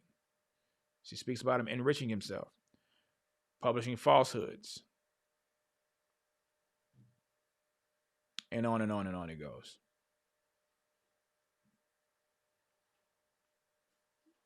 Do y'all remember this story? Him lying about being at the site when MLK was shot, and he tried to mention and tried to insert Charles Evers, Medgar Evers' brother. And Charles Evers said, I didn't go with you there. And then Phil Johnson tried to misrepresent Charles Evers. Did John MacArthur lie when he claimed to be the lone white guy with black civil rights leaders the night Martin Luther King Jr. was assassinated? Did MacArthur embellish the story, claiming to have arrived at the hotel where MLK was shot just hours, quote unquote, after the MLK's assassination, when he actually arrived days later? Paige Rogers and Brent Detweiler, I know both of them. They have no reason to lie. Had them both on my channel and discussed this very issue. In a videotaped interview with Justin Peters 2 weeks ago, Johnson admitted that MacArthur misremembers some things.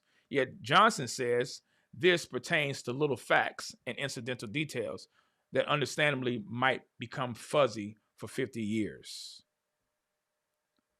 Johnson also asserts that a letter from Dr. David Nicholas, president of Shasta Bible College, and an eyewitness to the events MacArthur describes, quote, tells the same story John MacArthur does.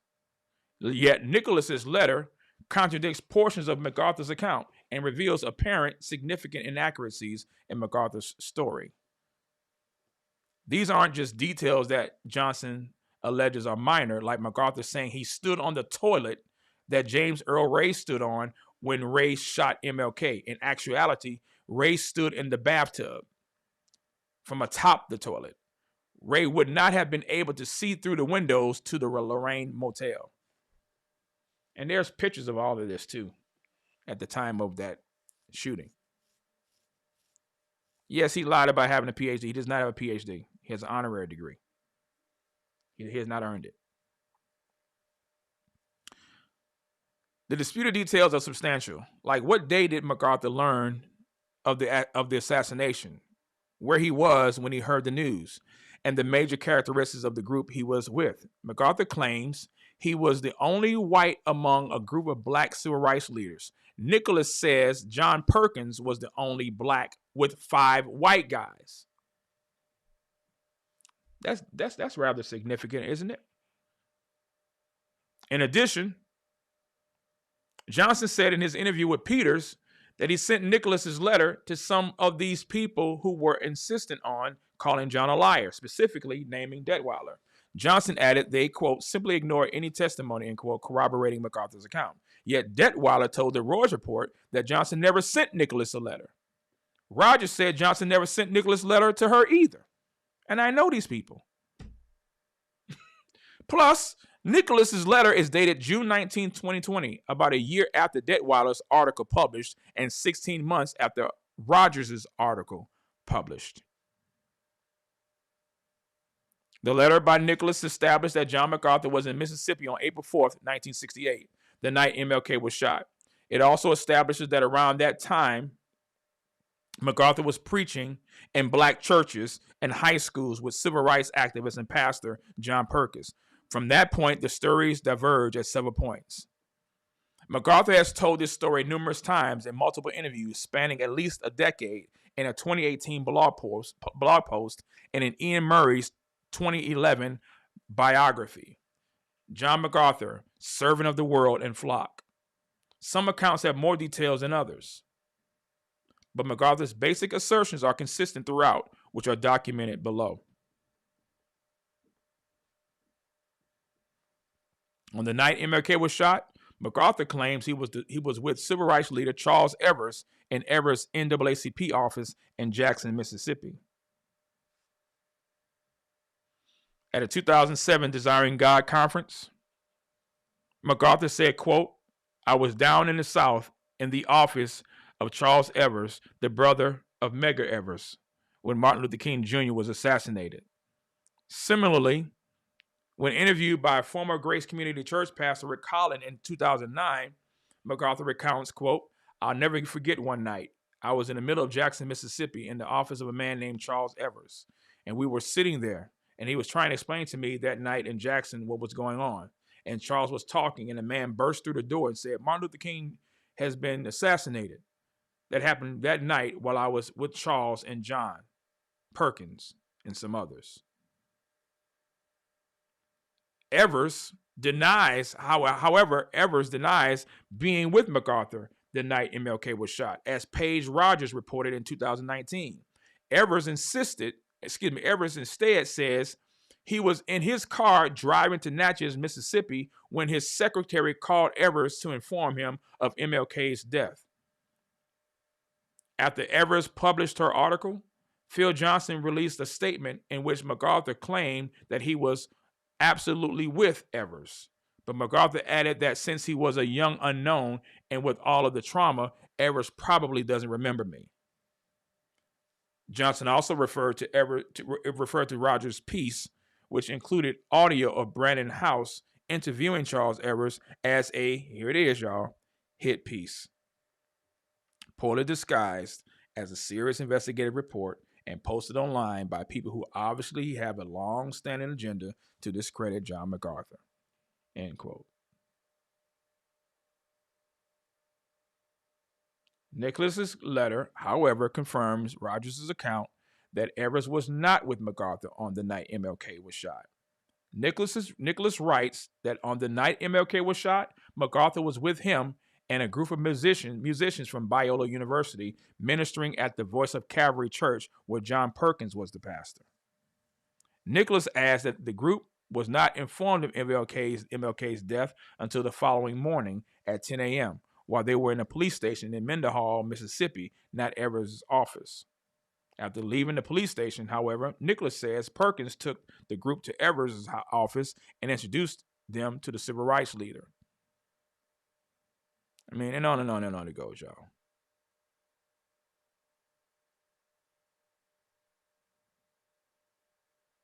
MacArthur said he was arrested and put in jail, but according to Nicholas, who was supposed to be supporting his story, MacArthur was not arrested or put in jail.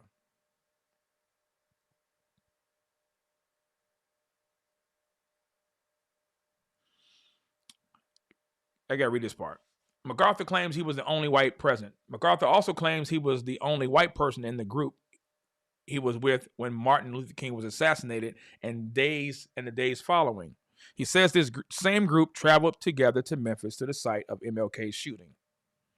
MacArthur's 2011 biography states that MacArthur was in Jackson with a group that included John Perkins and Charles Evers. It adds that MacArthur was, quote, the only white present, end quote, and that MacArthur, quote, had grown to love these people and their culture, end quote.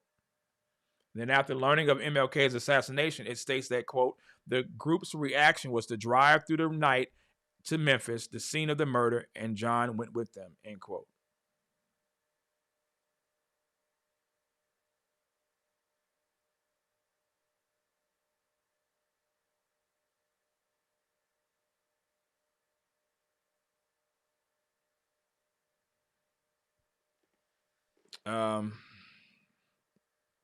But like I said, you can go to this article and read that.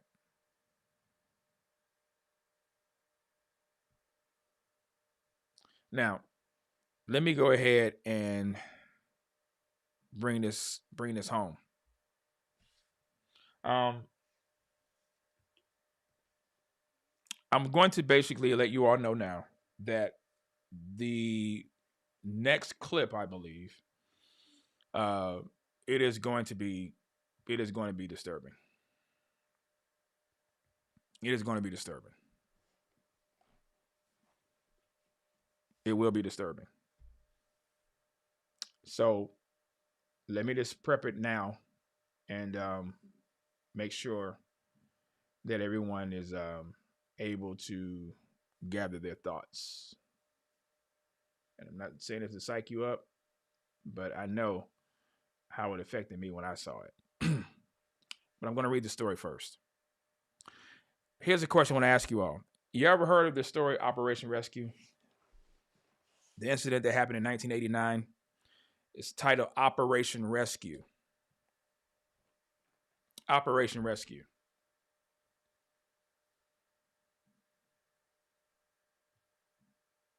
Well, you're about to find out now.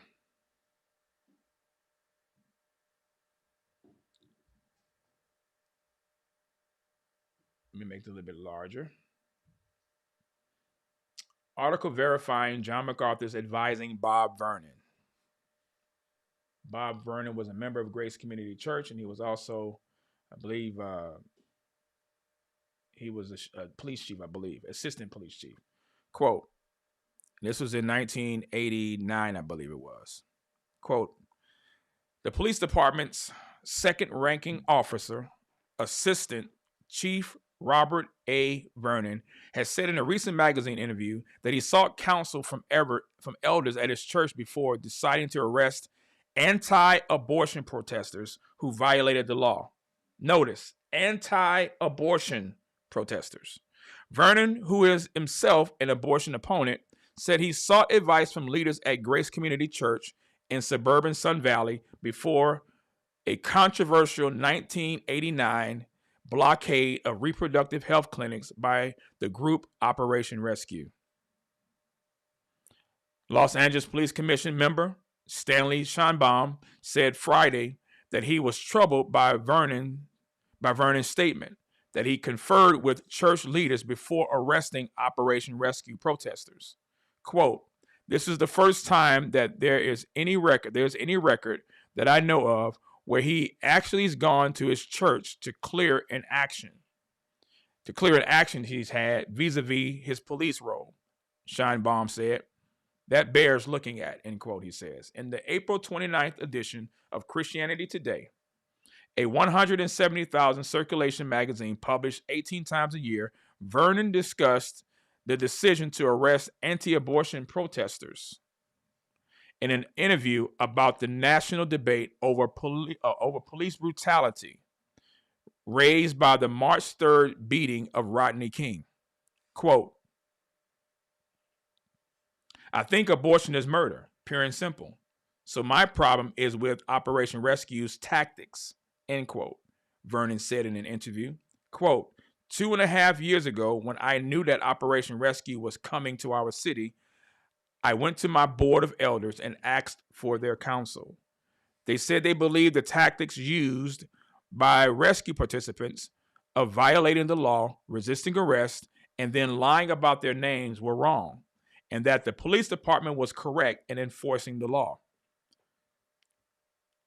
So that is the posture I took, he said.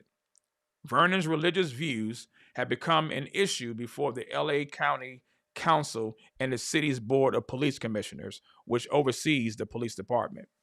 Police officials, including Chief Darrell F. Gates, y'all know who he is, have defended Vernon, saying he keeps his job and his religion separate.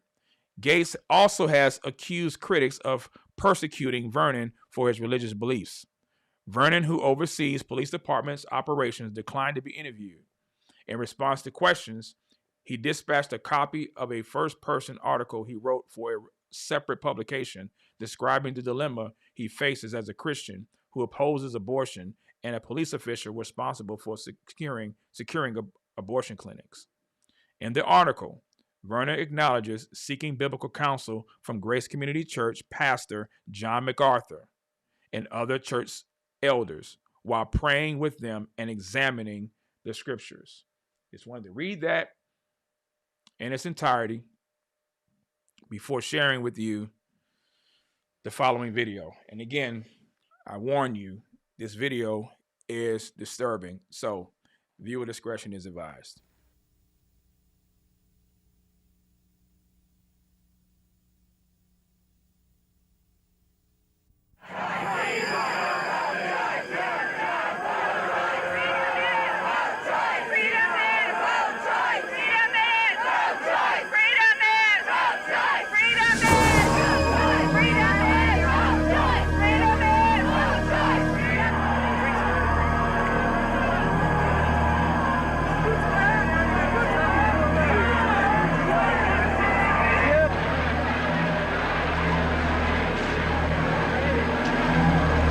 The last 2 years have seen the miraculous birth and growth of the rescue movement.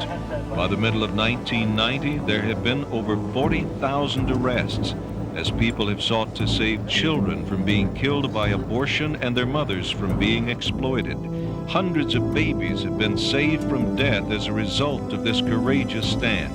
Among those arrested, often leading the way, have been hundreds of clergy. This explosion of Christian activism is unprecedented in American history. But this wave of activism has come with a cost. Besides being arrested and often jailed in one city after another, nonviolent, peaceful praying rescuers are being met with police brutality. Brutality on a scale that has not been seen in the United States for over 20 years.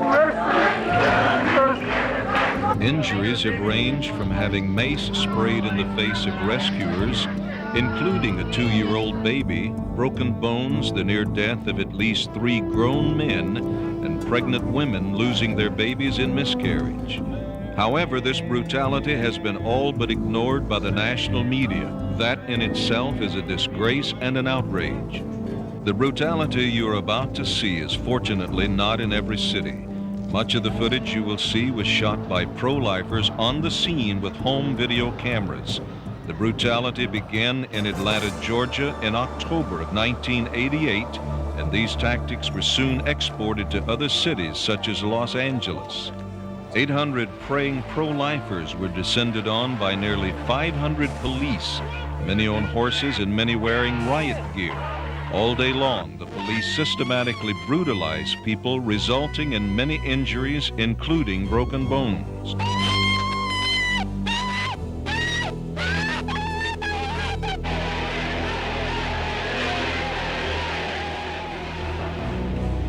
The police were astounded at how much pain the rescuers were able to endure. In a sworn statement, Captain Patrick E. McKinley wrote, "Pain for many of the demonstrators is a catharsis for past failure to take action against abortion. Therefore, the demonstrators have an unusual capacity to withstand pain. With this unique ability to withstand pain comes the possibility of injury, since a greater degree of pain is required to induce compliance by the arrestee." Frustrated with the courage and stamina of the rescuers, the LAPD decided to increase the pain. On June 10, 1989, they used nunchucks on the rescuers. This is an illegal martial arts weapon, and merely possessing one in California is a felony. To be attacked with one is assault with a deadly weapon. Never before in the history of America have nunchucks been used on non-violent protesters. This is the gruesome sight of what happened.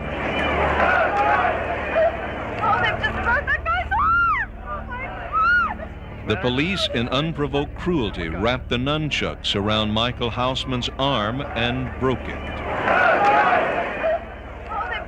When lawyers went to federal Judge Tashima to request he order the police to cease using them, he denied the request, saying in so many words that pro-lifers could not prove they were in any danger. I can't tell you what it's like to be lying on the ground with police officers on a top of you, using all sorts of torture holes to make you walk. You can't walk even if you wanted to walk. And their sole intent is to torture you. And then listening to the screams of the people as somebody gets a bloody nose. And as I would look up, there are these 2 deep rows of police officers. Beyond them, standing on cars and on a wall, were just throngs of pro-death people screaming for our blood. And if somebody got a bloody nose, they'd scream even louder and chanting, blasphemous chants. That was the clip, and you can probably watch the rest of it on YouTube. Now, interestingly, you may have thought that this is somebody from the left that that produced this footage, this video. Actually, it's not. This was the same producer, Eric Holmberg, who produced the video series on the history of Calvinism entitled Amazing Grace. The history and theology of Calvinism. So before anybody thinks that this is some Arminian or some left wing or some individual that hates Christians, no, this was a Christian production company that reported this. Just saying.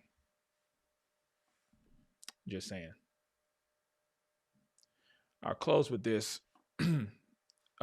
This is from the book Bully Pulpit. Bully Pulpit. Bully Pulpit And the author, just that quick. Let me go back here. Yes, from Michael J. Kruger. Michael J. Kruger is the author. Let me go back. Where is it at? That's why I hate doing it, because I had it already set up. You know how that goes. Where did it go? Here we go. All right. One further observation is in order. While some churches might prefer giftedness over character, others prefer correct doctrine over character. In some conservative evangelical churches, it is not giftedness, but doctrine that is king. If a pastor can articulate his theology, cite the Puritans, defend the truth against the liberals, and keep the church doctrinally pure, quote unquote, then character can take a back seat. To be sure, God cares very much about doctrine, especially for the pastors and teachers of the church. But the same danger lurks here as for those churches that make giftedness the number one factor. Namely, does that church ever let a pastor's doctrinal eloquence function as a shield against character deficiencies? Are such deficiencies overlooked precisely because the pastor is seen as the upholder of the pure faith? Sadly, this happens more than we think. Pure doctrine is sometimes seen as an indicator of pure character, despite all the biblical evidence to the contrary. Thus, some people will never entertain the possibility of spiritual abuse against a theologically sound pastor. In their minds, it just isn't possible.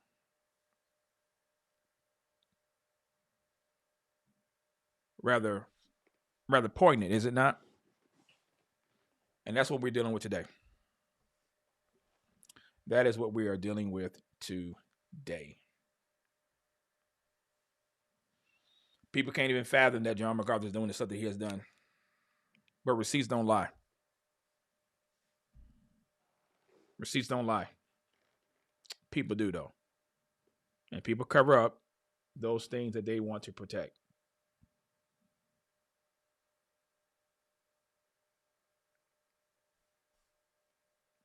Just saying. Just wanted to leave that with you all. That was the haymaker, by the way. I already know that this is going to probably, I may have to do some editing on it. I'm not sure if the sound of that, the music may have thrown it out, but we'll see. Hopefully it won't be an issue. But if it is, I'll make the adjustments. But this is why I have said to you all that we're up against, this is a battle for truth. Truth is being censored, not just from the world, but from inside the church. We have individuals that are trying to silence my voice because I'm speaking out against their idol, John MacArthur. And this is why we have to continue to stand for the truth and fight for the truth, not with flesh and blood, but we're to see this as a spiritual battle, and we're to use wisdom.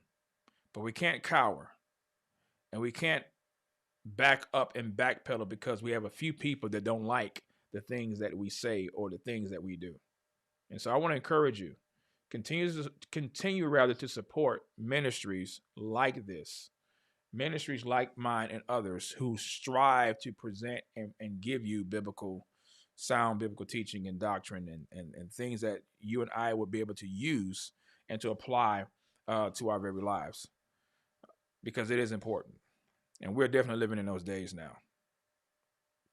So please like this video. Please share this video. If you have not subscribed to the channel, please do so by clicking the notification bell at the bottom of the video. Again, BCV merchandise, you can support that as well. We definitely would appreciate that. Again, the donation links are below at the bottom as well, too. If you are using Super Chat, I would encourage you to probably consider using the donation links that we have below the bottom of the video. We have had people say that they have sent Super Chats and they didn't see it being deducted or credited from their account. And so to avoid that, we try to encourage people, of course, you do as you wish, but we try to encourage people to use the donation links. That way we can ensure that your donations and your gifts have been expedited to the different options that we have provided there. But those who have donated, thank you for the Super Chat as well. We do appreciate that. And thank you all for watching. Thank you all for supporting and joining this channel. And thank you all for the comments. Moderators, thank you for holding it down once again. Please support us. Please go to Love, Life, and Marriage with the Woods. Like that video. Like the videos, rather. Share the videos. And support godly content and godly content creators. But that's my show for tonight. Thank you for your time. And y'all know the drill. Whatever you do, do all to the glory and honor of God. God bless. Thank you for sharing this night. God bless you. Good night.